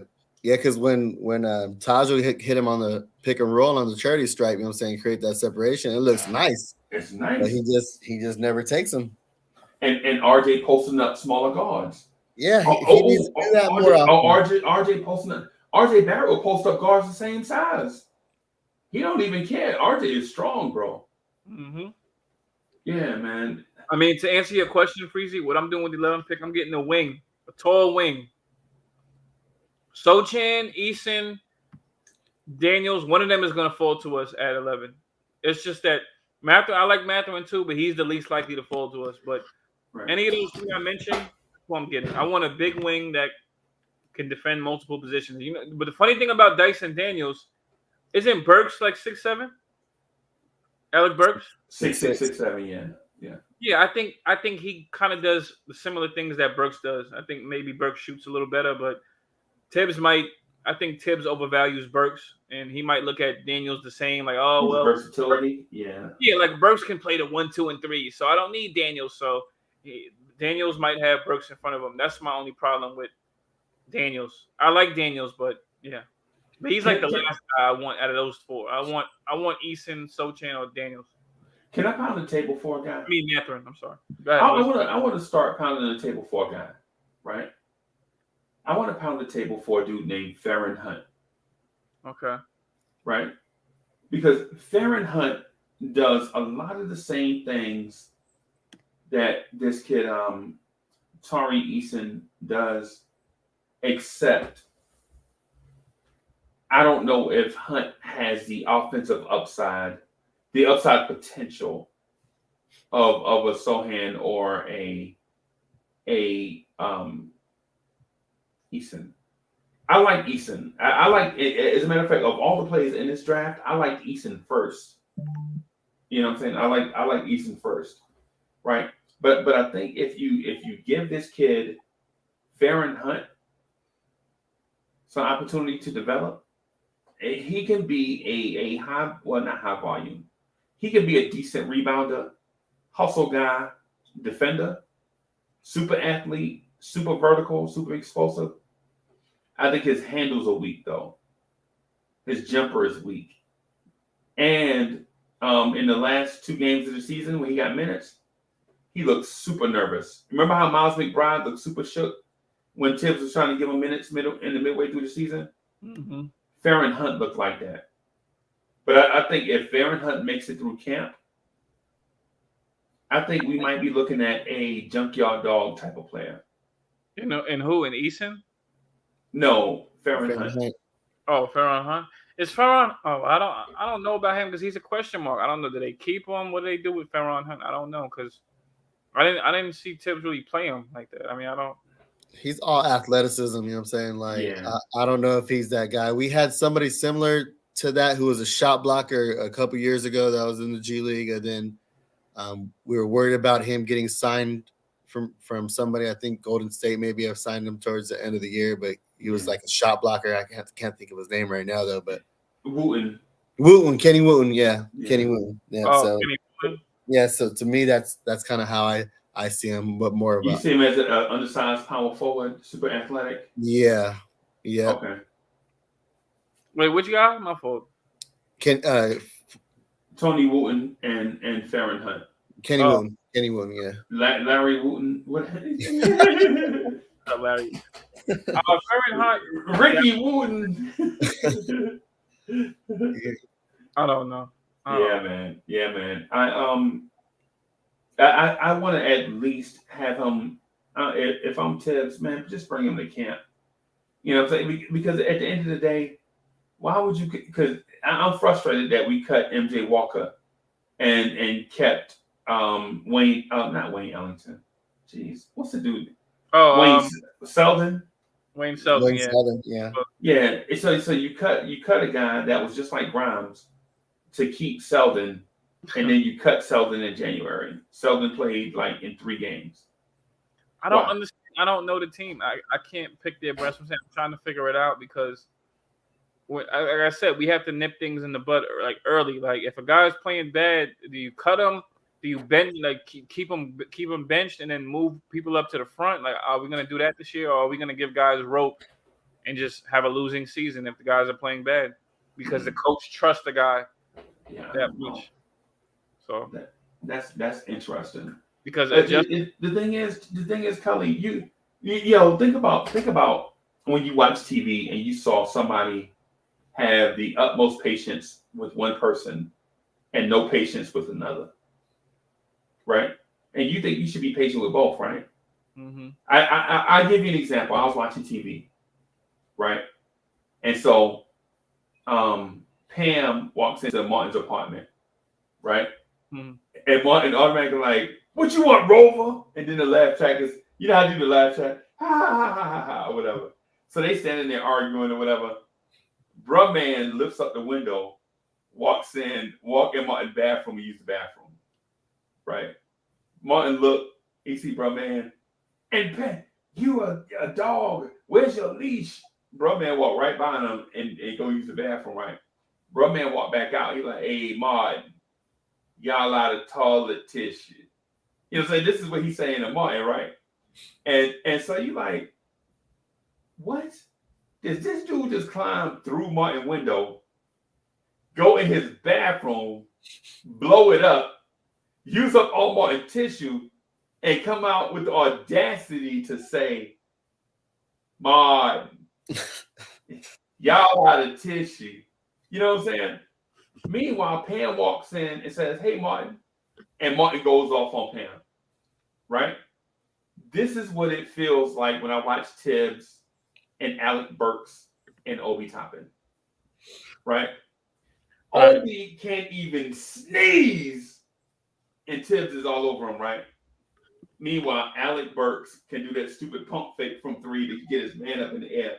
Just pump faking, trying to get the 4-point play. Right? Mm-hmm. Like, Burks, come on, bro. Or he'll pump fake, go to the rim, and throw it off the rim, and look for the call and don't get it. Mm-hmm. Right? My fear is that Tibbs, as Martin, is going to get a rookie, somebody we like, say Dyson Daniels, for instance. Mm-hmm. He'll get a Dyson Daniels, right? And sit him on the bench behind Alec Burks. Right? And the thing is bruh man can come in Tibbs' apartment through the window, go use his bathroom, blow it up, use up all his toilet tissue, and then on the way out be like, hey Tibbs, y'all out of tissue. But Dyson Daniels can't even walk in the apartment, right? So that's what I'm saying. So and I know it seems like a stretch, but the thing is with Tibbs, bro, if it's Sub, you would be okay with the Knicks getting Dyson Daniels at 11, right? Right. Culley, yes. you'd be satisfied with Dyson Daniels at 11, right? Okay. Yeah. If the Knicks get Dyson Daniels at 11, right? Just say we're fortunate that somebody like Mark Williams better than Dyson Daniels, and then somebody like Jalen Duren better than Dyson Daniels, and Dyson Daniels started a precipitous slide down the board, not because he's a bad player, but teams draft for team need instead of best player available, because that starts to slide. You remember Aaron Rodgers slid in the draft one year because everybody was drafting for team need. You know what I'm saying? Everybody was like, we don't need a rookie quarterback right now. We need another corner. And so Aaron Rodgers slid down the board. It wasn't because Aaron Rodgers wasn't talented. Everybody knew Alex Smith and Alex Smith and Aaron Rodgers were 1A, 1B going into the draft. Mm-hmm. But once the 49ers took Alex Smith, we knew Aaron Rodgers was going to slide because everybody and then Aaron Rodgers is from Northern California. The 49ers playing them. You thought, you like, come on, man, how do you not? The dude went to Cal. I mean, come on, how you? So my fear is Tibbs, regardless who we get, if we don't get if the guy that we get at 11 is not a, how do you say? Yeah, not a what? Superstar potential, a dog, or what? Not a Tibbs guy. Okay. Initially. Because you can become a Tibbs guy, right? My belief is you can become a Tibbs guy. But say it's not, say if you're not a Tibbs guy initially, Tibbs is going to sit you on the bench until you become a Tibbs guy. Like he did Cam Reddish. Pretty much. Like he did Obi Toppin. He did Miles McBride. You know what I'm saying? Cam Reddish brought into the system, though, I feel like, eventually. And then he got hurt. Yeah. But I feel like the front office isn't worried about that anymore. We already got you your guys, you know what I'm saying? And you know, I mean, that's why we brought in Cam, because we thought that Cam was going to be a good fit for the team. Now you didn't play him doesn't mean we're just going to, you know, get you your guy who you want, because we did that. Thank you. Yeah, so we did that already. So I feel like they're just going to take who they think the best available player is, you know what I'm saying, not who they think Tibbs. We got to draft right. We got to do our homework. Okay, if a guy that we wanted is not there at 11, there's another one of the Eason, Sochan, or Daniels. One of them or two of them is going to be available at 11. I'm sorry. Maybe even all three. Eason keeps falling too. Yeah. What? Easton keeps falling too. They say like 15 now. One of them. Culley, if all three are available, do you trade back with Charlotte to get 13 and 15? No. I'm doing that. To get 13? Yeah, I think I'm doing that too. Because at 12, who's behind us? I forgot who's behind us. Now you got to worry about who picks at 11, because they got to pick somebody at 11 too. I'm more worried. I wish we could trade back with some second rounders, but I want to keep 11. For some reason, I just want to keep 11. I feel like I don't want them to screw that up. Unless they're moving up, I want to keep 11. My only deal is say Mark Williams is on the board at 11. But No. so is it Sochan or Sohan? I heard Sohan. Sohan. Sohan? Yeah. Okay. I thought it was Okay. So if Sohan, Eason, and Daniels are there at 11, and Mark Williams is 2, and Charlotte wants that pick at 11, I definitely do it so they can take Mark Williams. They have to because they're in Charlotte, in North Carolina, and he played at Duke, and they need a center. And they need a big badly. Yeah, and so it's if Charlotte messes that up, then we'll take Mark Williams at 13. They have to mess that up. You have to bank on them wanting Mark Williams. They may not want Mark Williams, so you're banking on them. I mean, they got Kai Jones and they do nothing with him. So a rim running center who blocks shots and guard the perimeter. They taking him. They got Plumlee Mason Plumlee out there doing that. So he's not even bad either. He would be. I think he'd be okay on the Knicks. This guy be crossing. He'd be crossing up other centers and then getting it out. I would love it. Yeah, he crossed up Sims. He crossed up Sims. I wouldn't even mind. I would not mind. He's still athletic. I would not mind a Mason Plumlee here. All he has to do is defend the basket and read. I don't even care about big men. He can jump. He is a classic example of don't slip. You can't judge a book by its cover the dude has like a 40-inch vertical, right? But he looks like the insurance salesman, right? And so you sleep on him because of the way he looked, and you can't really. But we had his brother. We had his little brother over here with the Knicks.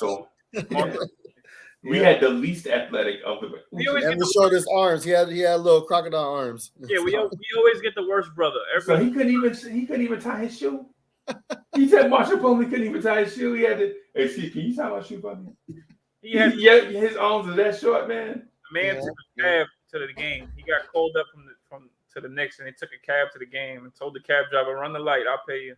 I'll never forget that story. Oh my god! But yeah, I'm good, man. Yeah, what were we just talking about? Trading back if Mark Williams is there at 11. Please do that. That's what I'm saying. I know you're gonna be at the draft party, Freezy. I would love to go with y'all. I hope there's a way I can. I have a month from now to figure out how. I would love to pop up on y'all, but Atlantic City, AC. It's like 3 hours away? Not 3 hours, 2.5. Yeah, 2.5. Yeah. If the Knicks trade back, and they're at 11. Last year they was at 19. So I mean, them trading back, it doesn't look too bad now. I mean, they still could have got more wings than just Quentin Grimes. But if the Knicks trade back 11, I'm really gonna look at them like, what are y'all doing in the front office? I'm done. I'm done. Right. Sub is gonna be on here by himself on Thursdays. For at least a few Thursdays, he's gonna be here by himself. Right. I'm done. That's it. I'm done. I'm not done, but I'm gonna need therapy. You need that mental siesta. Yeah, because what are you doing? We this team is not. What was we 12th or 13th? It's the same thing. We was 12th and 13th. We need talent. You guys are trading back to do what? Oh, we're gonna get somebody in free agency. You're gonna get who? Who are you gonna get? Bradley Gibson. Like the two best guys. The money they saved last year. And not to cut you off, Culley, but the money they saved last year is the cash that they gave Taj Gibson. Oh, remember Fournier was first. Remember they signed. Remember they re-signed all the guys. They brought in all the guys. They basically ran it back and threw Fournier and Kemba was chump change. But I thought Fournier got the biggest bag though. Didn't he get 75 for 4 years, 3 years? Yeah. 4 years. I thought you could have got like 3 athletic players with that, man, and 3 fresh legs that can. You gave he it. Wasn't even on my board. Evan wasn't even on my board. Right. You said what, son? Evan wasn't even on my board. I didn't even want Evan as a free agent. But you could have got him years prior. You could have got him for cheaper. You could have got Kelly Oubre for half that. You could have got him for half of that. You could have got like 3 guys for. You could have found some other guys that could. You could have got Gary Trent. I don't care if people disagree with me. This is my opinion. You could have got Gary Trent, Kelly Oubre. I feel like there's one more athletic guy you could have got, but no Powell. No, you could have got them 3 guys.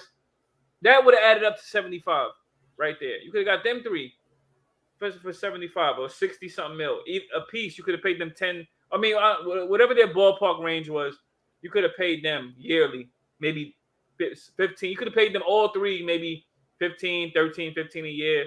You paying Evan what, 18 or is it more? 20? Yeah, 18. You could have paid them guys less than that for 3 years. You could have got Kevin. You could have got Kelly. You could have got all 3 of them, and you blew that. You could have got Oubre 2 for 25. For 25, and then you got RJ playing the 3. We looking at RJ. Is RJ playing the 3? He's not. I like RJ. He's gonna play the 3 if he's asked to, because he wants to compete. He's a competitor. But the guy RJ is only like 6'5", 6'7". I'm sorry. If you want, if some of the Knicks fans, if you want to win now, you got to beat teams like the Bucks. Who on this team is guarding the Bucks like right now? We usually play them right now. Nobody. Quentin Grimes is guarding Middleton and Giannis. That's why I'm so high on Sohan. You know what I'm saying? To guard those Kevin Durant's, to guard. Not that he's gonna slow him down or anything though. But he's not gonna stop him. That's the thing. He's gonna slow him down. He's not going to stop him. He's not gonna stop. Nobody's gonna stop KD. Nobody's gonna stop Giannis. These guys are killers. Well, KD's gonna retire soon, but we don't know when that is. But you have to beat Jason Tatum, who's also about 6'9", 6'10". You got to beat Giannis, who's about 6'10", 6'11". Jaylen Brown, and these are the smaller guys. I mean, RJ had trouble guarding Jaylen Brown. I mean, I don't mind RJ guarding him, but he had some trouble. Jaylen Brown's a tough cover. OG Anunoby, Pascal Siakam, Scotty Barnes. Siakam's about 6'10". Scotty Barnes, about 6'9", 6'10". Yeah. Who's guarding these guys on the Knicks right now? If we used to play them in the playoffs, who's guarding them right now? Tobias Harris. Grimes it's grime time. It's grime time. Grime time. And at best, Grimes is guarding the Middleton. At best, he's not guarding. If you put him on Giannis, that is free food. That is barbecue food right there. Right. Who on this team is good? We have to be better than those guys. We need a big. I mean, that's just my. I remember when Evergreen. Not to go off topic, Freezy. I always thought about this. Evergreen was on your show last year. I remember, I'll never forget this because I shout out to my man Evergreen G. I love Evergreen. He got under my skin because he came on the show. That was me, you, and Hadouken, and I think Gi. He came on here, and I said, "Yo, this was after the draft." I said, "The Knicks need a tall wing." Evergreen said to me, "That is an opinion. That is an opinion. If the Knicks have Kevin Knox, they feel like Kevin Knox could be that guy." You fast forward to January, the end of January. Kevin Knox's ass was out of here. Pardon my language. They traded him. They traded that same Kevin Knox. I think Evergreen G likes Kevin Knox, just like Hoodie kept. They traded Kevin Knox.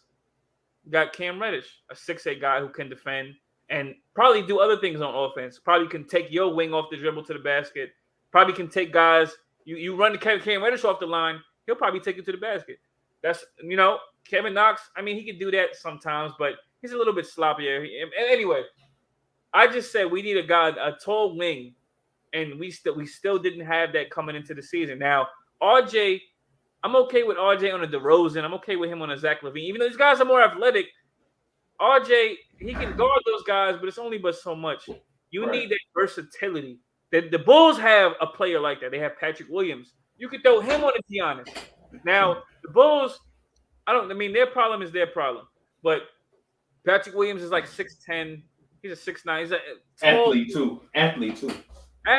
You say he's an athlete? Yeah. Yeah. You could do, and they got Derrick Jones. We need guys like that. I mean, I'm gonna go back to what Evergreen said. That's just my opinion. Whatever the fans and whatever my fellow Knicks fans in the chat feel like the Knicks should get, cool. I just think I'm looking at this team. We all watch the same games. We're all Knicks fans. We all want the same thing. We all want to see them win. I just think other teams have you. They say you could never have enough wings. I just think this team needs wings. No, I would never trade for Patrick Williams. I just think this team, well, maybe. I just think this team needs a wing. We need maybe at least, we have Cam. If we're going to keep Cam, we need another guy that's 6'8", 6'9" that can defend just like Cam on this team. That's just what I think. Teams they're gonna smack the ish out of us next season. They're gonna retool, and we have a lot of worries. I'm sorry, we're not up there with the Celtics. We was at the beginning of the season when we beat them in the first game. It looked that way. It looked like we would be better than them. They ever since RJ hit that game on them, and of course they're linked to the Knicks. They said from the first playoff game they played this year, the Celtics. I forgot who they played first round. Oh, the Nets. I'm sorry, the Nets. They showed that highlight clip of RJ hitting that game winner. They said ever since that game, Celtics got better. They was not having that again. You know what I'm saying? That was January 6th. RJ hit that game winner. And they ended up in the second place. They was seventh place. They was in the 7th seed when that happened. They ended up in second place. Well, first in the East, wherever the hell they ended up. Right. And if the Knicks want to be good, we have to have that type of hunger. We have to have that type of when a guy cook us in games, we have to start going on win streaks. We have to have a team that could compete for a season. We made the wrong adjustments this season. Well, not we. The coach did. The coach made bad adjustments this season. He took Kemba out. I mean, a lot of people wanted Kemba out anyway. Cool, whatever. Kemba trash, bro. Back him. Now he's trash. He's trash now. I mean, Kemba, granted, he should have came to us sooner when he was healthy. Kemba, this is your fault. You should have came to us when you was healthy. The Knicks were ranked 29th in defense with Kemba walking there before he on the floor. That's a fact. And Kemba, you should have never gave your good years to Charlotte. You should have came to the Knicks where you'd be more appreciated. You would have had fans change your name on Christmas. But Culley, you remember what Kemba was one of the reasons why I don't like Kemba Walker to this day. Because in 2019, why is that? In 2019, when Kemba could have signed with the Knicks, yes, he said, "Oh man, I really would have signed with the Knicks if they had signed Kevin Durant and drafted Zion number 1." Well, how are we gonna draft Zion and we don't have the number 1 pick? And why would Kemba even say that, man? You know what I'm saying? Come on, man. Don't do that. Don't kick dirt on the Knicks, bro. Because when you already know that KD signed and Kyrie is a package deal with Brooklyn, you know that already. Because if he got KD, that means Kyrie was coming too. And he's like, oh, but you know what, Kemba? Now when you get benched, I don't even ain't no tears for you, Kemba. You're a washed up former all-star point guard that can't play no more. Right? Right. And I don't root for Kemba. Right? And it's because I'm holding a grudge. And so what? No, I can agree. I'm a fan. I can agree because, 2019, and he gave his best years to Charlotte. He had a few times to sign here. I wanted him. Every time he played us, he torched us. But I wanted him, and we couldn't get him. We couldn't get no point guard that year. 2019 was a smack in the face. Right. Kemba said, but Culley, Kemba didn't have to say. What I'm getting at is, okay, so if they ask Kemba, if they ask him like, hey man, why'd you pick Boston over the Knicks? And he said something like, I felt like Boston had a better roster at the time. I'm up for a new challenge or such and such. Then I'd be like, okay, I can see that because Boston is better than us. But to start laughing and then look at the camera, man, if they had signed KD and drafted Zion, I may have considered coming to New York. And you from New York, saying yes. That's what hurts me. Yes, it hurts me because, the Knicks. I would have thought about it. Bye. I take everything these guys say whenever reports come out months later or years later about the Knicks. I take it with a grain of salt because no, you didn't want to come. It's all right. Now my thing is with the Knicks, let's beat these dudes that didn't want to come here. Let's beat the Celtics. Let's try to get good where we could beat them because he didn't want to come here. Let's beat them. Don't make him feel happy about his decision. Oh, I didn't go to the Knicks. Oh, we beat him by 20. Yeah, that's why I didn't go. They suck. No. Well, Culley, you got to draft Benedict Mathurin, bro. You got to get Mathurin. You get Mathurin and a veteran point guard, and then that way you can bring Benny off the bench as a scorer with IQ, say off the bench backcourt of IQ and Benny. You know what I'm saying? Point guard, shooting guard, right? Mm-hmm. Alec Burks plays the second unit small forward. Oh Lord. Cam Reddish starts. RJ at the 2 with a veteran. Name your veteran point guard that's attainable. I was about to ask you, who do you like? Who do you like? Sub likes Jalen Brunson. That's one guy. I'm not taking anybody right now. I'm not wasting my money on a point guard that's not going to move the needle. Me neither. I would rather start quickly and draft a young point guard and develop all of them. I'd rather use Deuce, man. Deuce. Yeah. That's what I'm saying. That's what I meant by all the point guards. See what both of them have. See if they suck, then bye-bye. I mean, I like both of them. They got, quickly. One thing I texted Sub this last night. I said one thing with Quickly in his rookie year. He was going at guys. Right. When he played the Clippers, when we was good in Julius Randle's most improved season, Quickly was going at Lou Williams. He was going at Paul George, Kawhi. He was going at them. They respected him after the game. Trae Young. He was using Trae Young's flop move on him. We went against the Blazers. Damian Lillard liked the guy. He took a liking to him. I like this guy. He kept getting to the free throw line. We got smacked in Portland, but we only lost by a few points, but we almost stole the game from them. That was Quickly's rookie year. He was challenging guys, and Quickly, he didn't get it together till the end of this season. I will say he had a shooting slump. You notice the ball hogs wasn't in the lineup though. When Randall and RJ were out of the lineup, the ball stoppers Quickly played a fluid game, and I know it was against lesser competition. Yeah, good game. But you don't get triple doubles in the NBA by accident. No, you do not. He's a good rebounding guard. Well, hey, I'm gonna get out of here for real this time, man. I'm gonna holler at y'all, man. I'll holler at y'all in the AM. Y'all gonna hang out for a while? It's up to Sub. You know I'm out. Yeah, Sub is done, man. Yeah. Right, I'm gonna play y'all intro. The intro that I put together. I hope y'all liked it, man. It was something I was really appreciate that. Man. Yeah, man. I know it's not the dopest thing ever done, but you know what I'm saying. That beat that Chuck put together we felt like that was fire, bro. Oh, that's Chuck. Yeah, man. Chuck said it's not him, so. Oh, Chuck says no. When it dropped all Freezy, KMD, and then vibes and stuff, no? Yeah. Y'all checking. Yep. Vibes and stuff Mondays through Fridays, 8 a.m. ish to 9 a.m. ish. Check out Uncle Freezy and our boy Chuck Allen. Yeah, no Web doubt. content talks about real life issues, relationships, music, movies. Yeah. But did New Jack City already, Freezy? No, we did that yet. The last one we did was we tried to do You did the other Spike Lee movie. A Few Good Men. Yeah, we tried to do A Few Good Men, but the internet was acting bonkers. Right. So we're trying to do it again Saturday. And rest in peace, Ray Liotta. Yeah, man. Goodfellas. Goodfellas. Okay. Yeah, rest in peace, Ray Liotta. Shout out to Ray Liotta. And so Few Good Men. When you said Few Good Men, I thought of Goodfellas, but yeah, Few Good Men. Okay. What about? Well, I don't know. That's up to you. I want to see a decoding to before you go. What's the movie, man? The Wood. Maybe. The Wood. Maybe we'll see. Okay. We'll see. All right, y'all. Hey, Sub, you want to get us out of here? All right. I'd like to thank everybody who joined us. Knicks After Party, those in the chat, those who are watching live, and for those who are watching the replay, don't forget to support your boys and smash that like button. Knicks After Party. We out. Thank y'all. Love y'all. Peace. Boop.